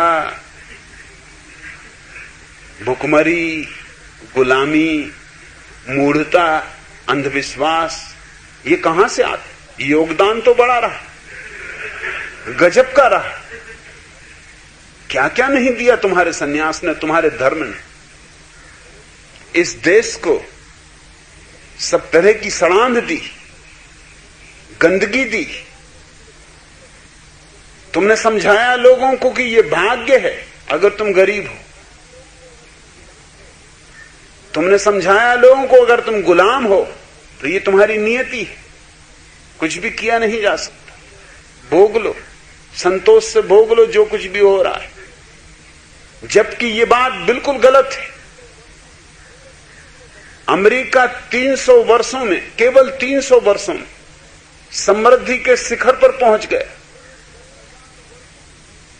और तुम 10,000 वर्षों में रोज रोज गरीबी के गर्त में गिरते चले गए। जरूर तुम्हारे तथाकथित पवित्र सन्यास ने और तुम्हारे तथाकथित धर्म ने बड़ा दान दिया। गड्ढा खोदते ही गए तुम कि भैया और नीचे उतरो, कब्र खोदते ही गए तुम इस देश की।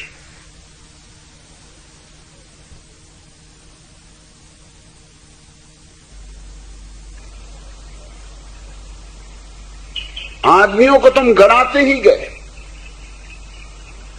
10,000 साल में भारत विज्ञान के शिखरों को छू सकता था। हम पहले आदमी हो सकते थे जो चांद पर पहुंचते।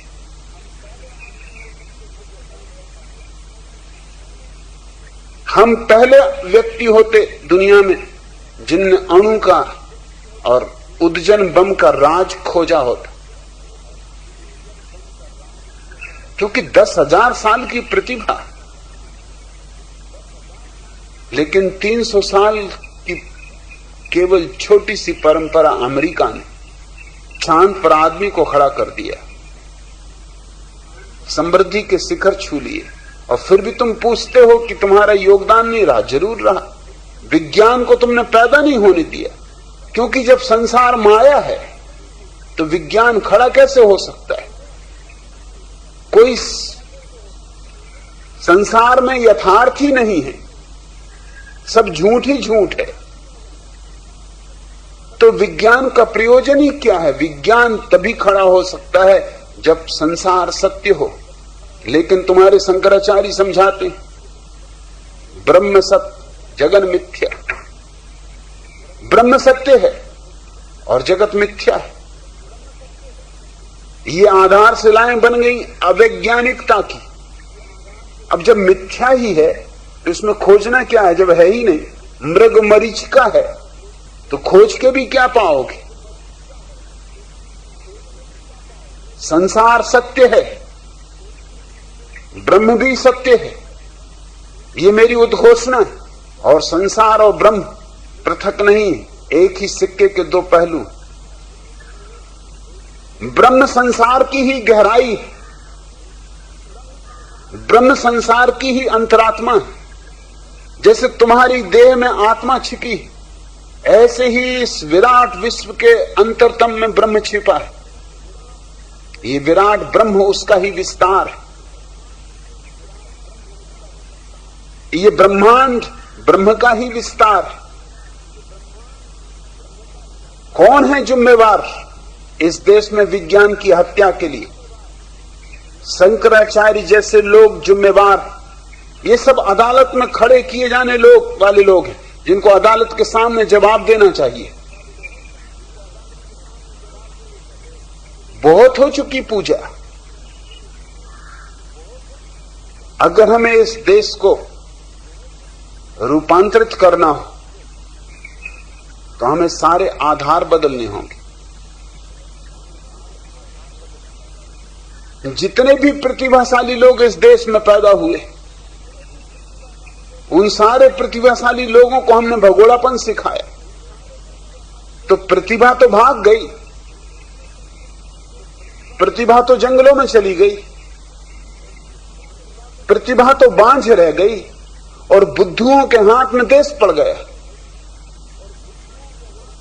बुद्ध जंगल चले गए, महावीर जंगल चले गए, शंकराचार्य भाग गए। माया है तो भागना ही पड़ेगा, करना क्या माया में रहे। यही प्रतिभा थे, ये नवनीत थे। इनकी ही प्रतिभा से आइंस्टीन और रदरफोर्ड और एडिसन और न्यूटन पैदा हो सकते थे, लेकिन ये नहीं हो सका। और जब तुम गरीबी में सड़ते हो और भुखमरी में दबे हो, तब भी होश नहीं आ रहा है, तब भी वही बकवास जारी। गरीबों को वही अफीम पिलाए जा रहे हो कि तुम्हारा भाग्य। झेल लो, शांति से झेल लो, संतोष से झेल लो। ये मनुष्य को दीन बनाने की प्रक्रिया है। नहीं, ये मैं नहीं कहता गरीबदास की योगदान नहीं रहा, तुम्हारे तथाकथित पवित्र सन्यास का बड़ा योगदान रहा। 10,000 साल में तुमने इस देश की हत्या कर डाली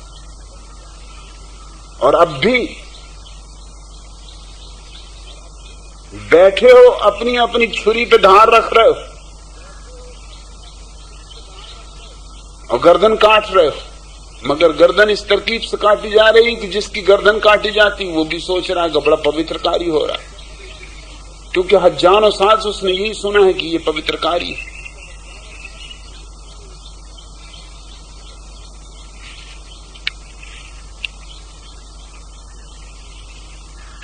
बोध से दीक्षा, आनंद किरण, दीक्षा से सन्यास, सन्यास का अर्थ है जीवन जीने की कला, समग्रता में, पूर्णता में।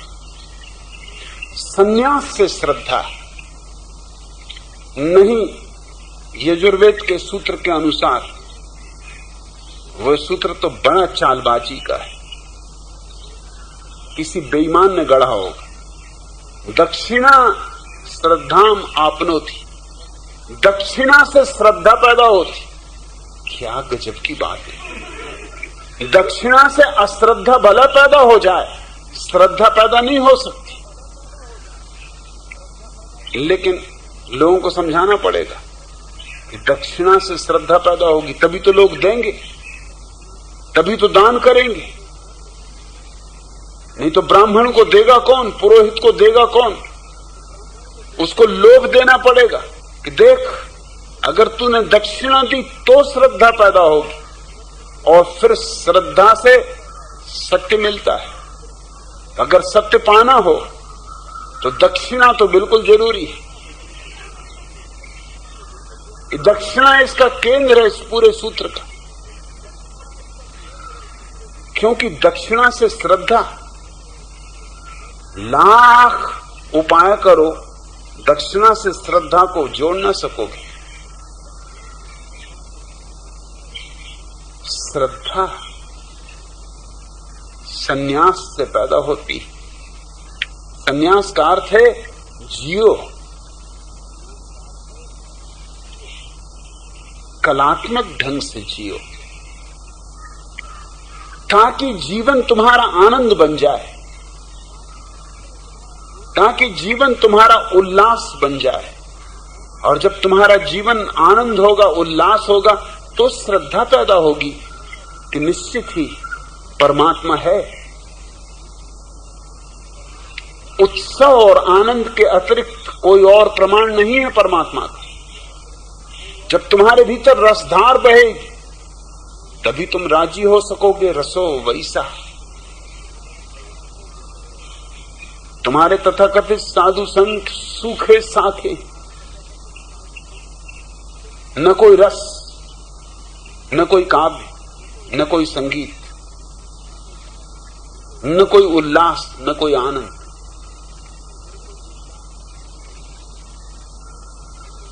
मुर्दों की तरह सिकोड़ के अपने को बैठे, बस उनकी कुल कला इतनी है कि अपने को ही रस्सियों में बांध लिया और जंजीरों में बांध लिया।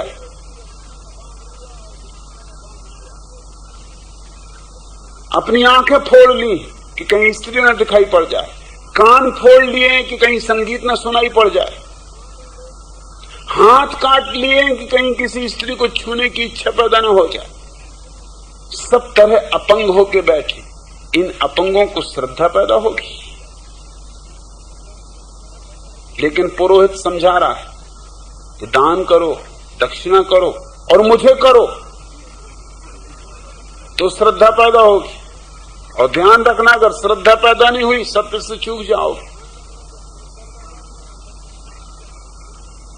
मैं नहीं राजी हो सकता इस बात से। यही तो सारा का सारा जाल है, सारे पुरोहितों का, हिंदुओं का ही नहीं, जैन हो पुरोहित कि बौद्ध हो कि ईसाई हो कि मुसलमान हो, कोई फर्क नहीं पड़ता। सारे धर्मों का मौलिक शोषण एक जैसा है, तरकीब वही है। मैं कहूंगा संन्यास से श्रद्धा।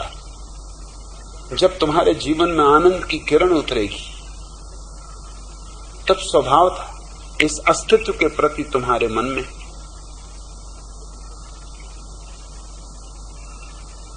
कृतज्ञता का बोध पैदा होगा। तुम अनुग्रह अनुभव करोगे कि मेरी कोई पात्रता न थी और मुझे इतना अपूर्व जीवन मिला।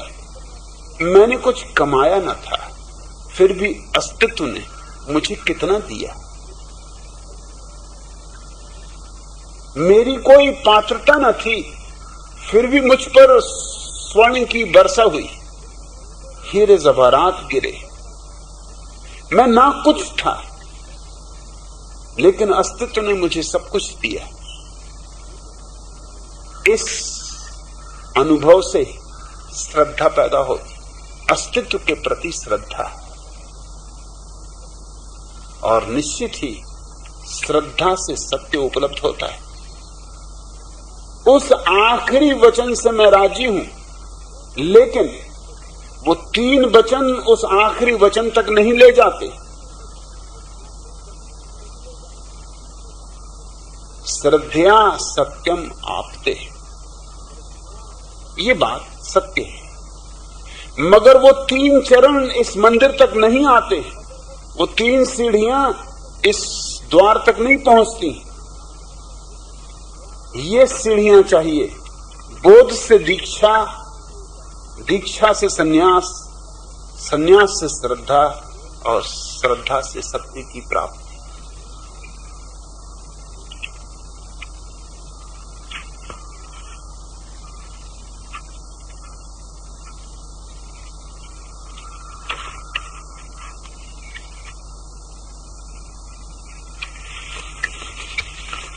दूसरा प्रश्न, भगवान, हमारे सामने ही आपने बुद्ध, महावीर और कृष्ण की प्रतिमाओं में मनोहारी रंग भरे थे। उनके प्रति अहोभाव से हमें भर दिया था और अभी अभी आप उन्हीं प्रतिमाओं का बड़ी बेरहमी से खंडन कर रहे हैं। मूर्तियां बनाने एवं तोड़ने के दोनों कृत्य आप क्यों कर रहे हो? क्या इन मूर्तियों द्वारा अमूर्त की यात्रा अब असंभव हो गई है, या कि आप हमें अपने आप के प्रति लौटने पर मजबूर कर रहे हो? आनंद वितराग, यह सत्य है कि मैंने बुद्ध, महावीर और कृष्ण की प्रतिमाओं में मनोहारी रंग भरे थे, इस आशा में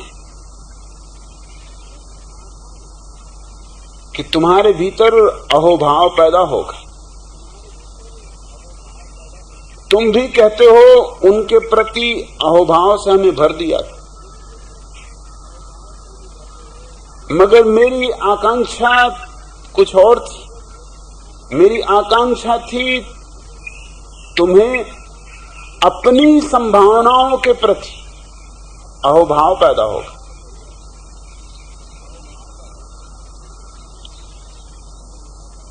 हुआ उल्टा, तुम्हारे मन में अहोभाव पैदा हुआ बुद्ध, महावीर और कृष्ण के प्रति। और जब मैंने देखा ये कि मैं कुछ कर रहा हूं, तुम कुछ समझ रहे हो, मैं कुछ कह रहा हूं, तुम कुछ और अर्थ ले रहे हो, तो जरूरी हो गया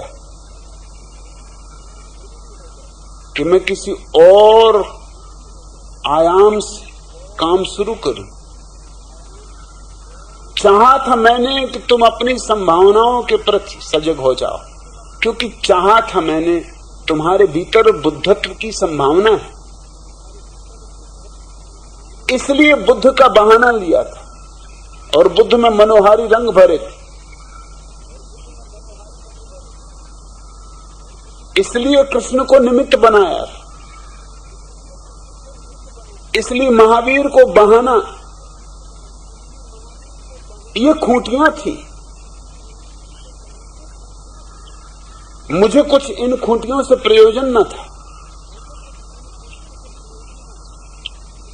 चाहा था मैंने ये कि तुम ये देख सको कि जो बुद्ध हो सके हैं, महावीर हो सके हैं, कृष्ण हो सके हैं, वो तुम भी हो सकते हो। तुम्हारे भीतर तुम्हारी साधारणता में असाधारणता छिपी,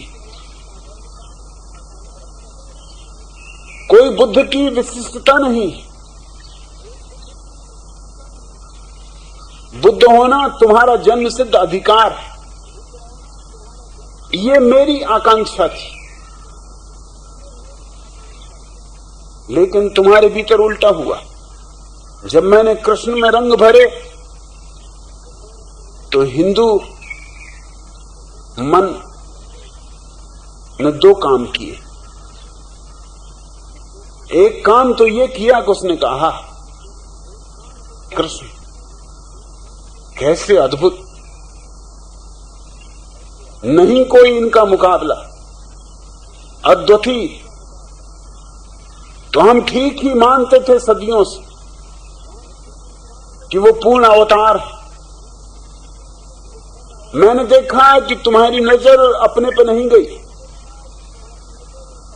तुम्हारी नजर परंपरा पे गई, अतीत पे गई।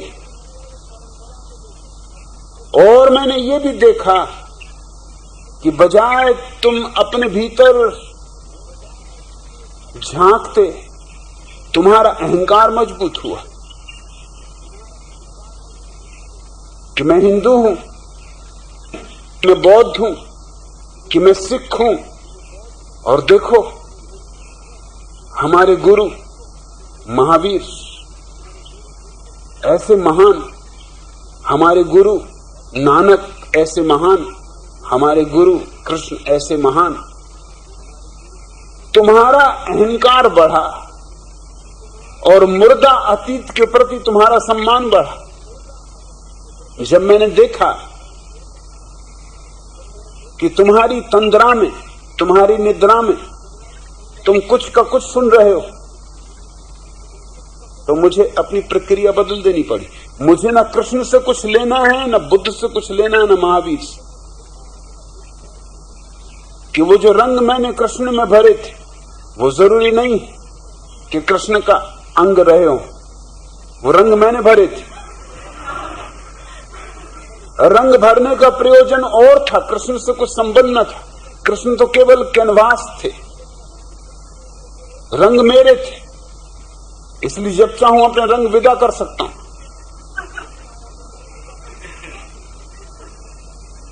वो जो रंग मैंने बुद्ध में भरे थे, मैंने भरे थे, बुद्ध का उससे कुछ लेना देना नहीं। रंग भरने का प्रयोजन था बुद्ध की महानता सिद्ध करना नहीं, वरन तुम्हारी संभावना चित कर। जब देखा कि वह तो नहीं हो रहा, तुम उल्टा ही कर रहे हो। लोग ऐसे ही उल्टे,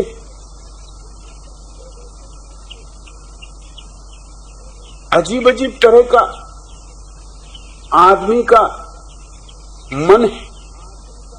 मुल्ला नसरुद्दीन घर आया, डॉक्टर के घर से दवा लेकर।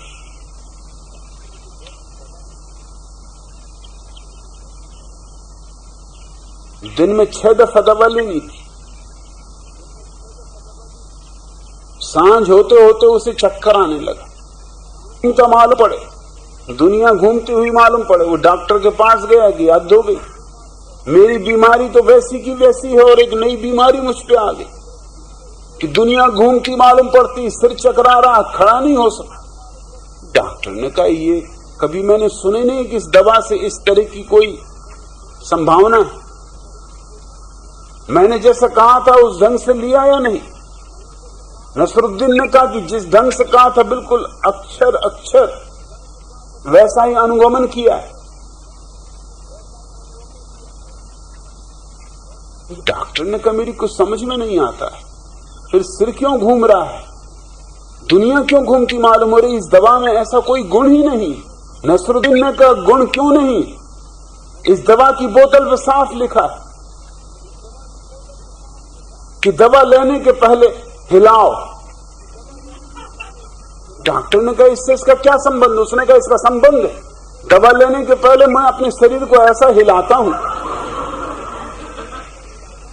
कि बिल्कुल चक्कर आने लगते, और दिन में 6 दफा हिलाना, कभी आधा घंटा कभी घंटा भर हिलाता हूं, हिलाते चला जाता हूं। उल्टी करने का मन होता है। ये दवा तो एक झंझट है। दिन में 6 घंटे अपने को हिलाओ, हलाकान करो तो स्वभावतः दुनिया घूमती हुई मालूम पड़ेगी। दवा लेने के पहले हिलाना, अब इसका मतलब मुल्ला नसरुद्दीन ने क्या लिया? मतलब तो तुम लोगे और तुम्हारे मतलबों ने मुझे बदलाहट के लिए मजबूर कर दिया। इसलिए अब मैंने रंग खींचने शुरू कर दिए, क्योंकि मैं चाहता हूं कि तुम्हें साफ हो जाए कि बुद्ध पर नजर नहीं गड़ानी, अपने पर नजर लानी। कृष्ण पर बहुत चढ़ चुके पूजा और महावीर के चरणों में बहुत सिर झुकाए जा चुके, मगर ये सब मुर्दा अतीत है। तुम्हें अपने भीतर के जीवन तत्व को पहचानना। इसलिए जैसे मैंने रंग भरे थे वापस निकालने शुरू कर दिए। रंग भरने में भी यही प्रयोजन था, मेरा प्रयोजन नहीं बदला, मेरा लक्ष्य वही का वही, लेकिन प्रक्रिया बदल गई। रंग भी इसलिए भरे थे कि तुम अपने को देखो, नहीं तुम देख सके तो अब रंग निकाल रहा हूं ताकि कैनवस खाली हो जाए और तुम्हें मजबूरी में अपने को देखना ही पड़े। कुछ और देखने को बचने ही नहीं दूंगा। चढ़े इसका उपाय नहीं छोड़ूंगा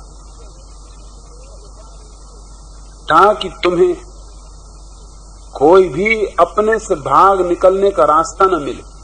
अपने में ही बैठा देना है तुम्हें। इसलिए मूर्तियां मैंने बनाई और मूर्तियां तोड़ रहा हूं। जिस प्रयोजन से बनाई थी उसी प्रयोजन से तोड़ रहा हूं। निश्चित ही अमूर्त की यात्रा करनी। मूर्तियां यूं थी जैसे अंगुलियां चांद की तरफ इशारा करती, लेकिन जब मैंने देखा तुम अंगुलियां ही पकड़ लिए और कुछ जो बहुत ना समझते थे वो अंगुलियों को, तो मुझे अंगुलियां वापस लेनी पड़ी। चांद दिखाना है, अंगुलियों से कुछ प्रयोजन नहीं। बुद्ध भी अंगुली है, महावीर भी अंगुली है, कृष्ण भी अंगुली है, गीता भी, कुरान भी, बाइबल। मैंने चाहा था कि सब अंगुलियां तुम्हें चांद दिखाने के काम में आ जाएं, लेकिन तुम अंगुलियों को पकड़ते हो। ईसाई प्रसन्न होता है अगर मैं बाइबल के किसी सूत्र का समर्थन कर देता हूं, आह्लादित हो जाता। मैं कुछ इसके ईसाई अहंकार को आह्लादित करने के लिए यहां नहीं बैठा हूं। मैंने देखा इसका ईसाई अहंकार आह्लादित हो रहा है तो मैं जीसस पे चोट करूंगा, क्योंकि उसके सिवाय इसका गुब्बारा फूटेगा नहीं। असल में मैं इसकी ही पिटाई कर रहा हूं, मगर इसकी पिटाई का एक ही उपाय है कि किसी तरह इसके मन में जो जीसस की प्रतिमा बन गई वो खंडित कर दी जाए। मैं कोई जीसस का दुश्मन नहीं, न मेरी किसी से मैत्री है और न मेरी किसी से दुश्मनी।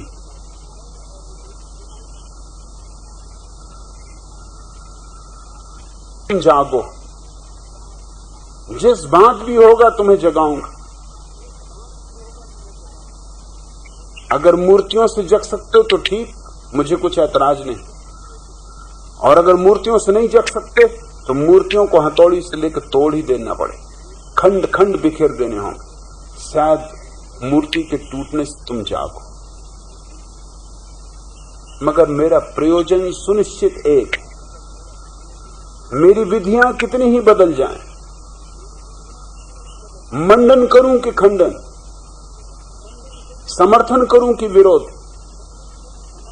मगर लक्ष्य सुनिश्चित रूप से एक है।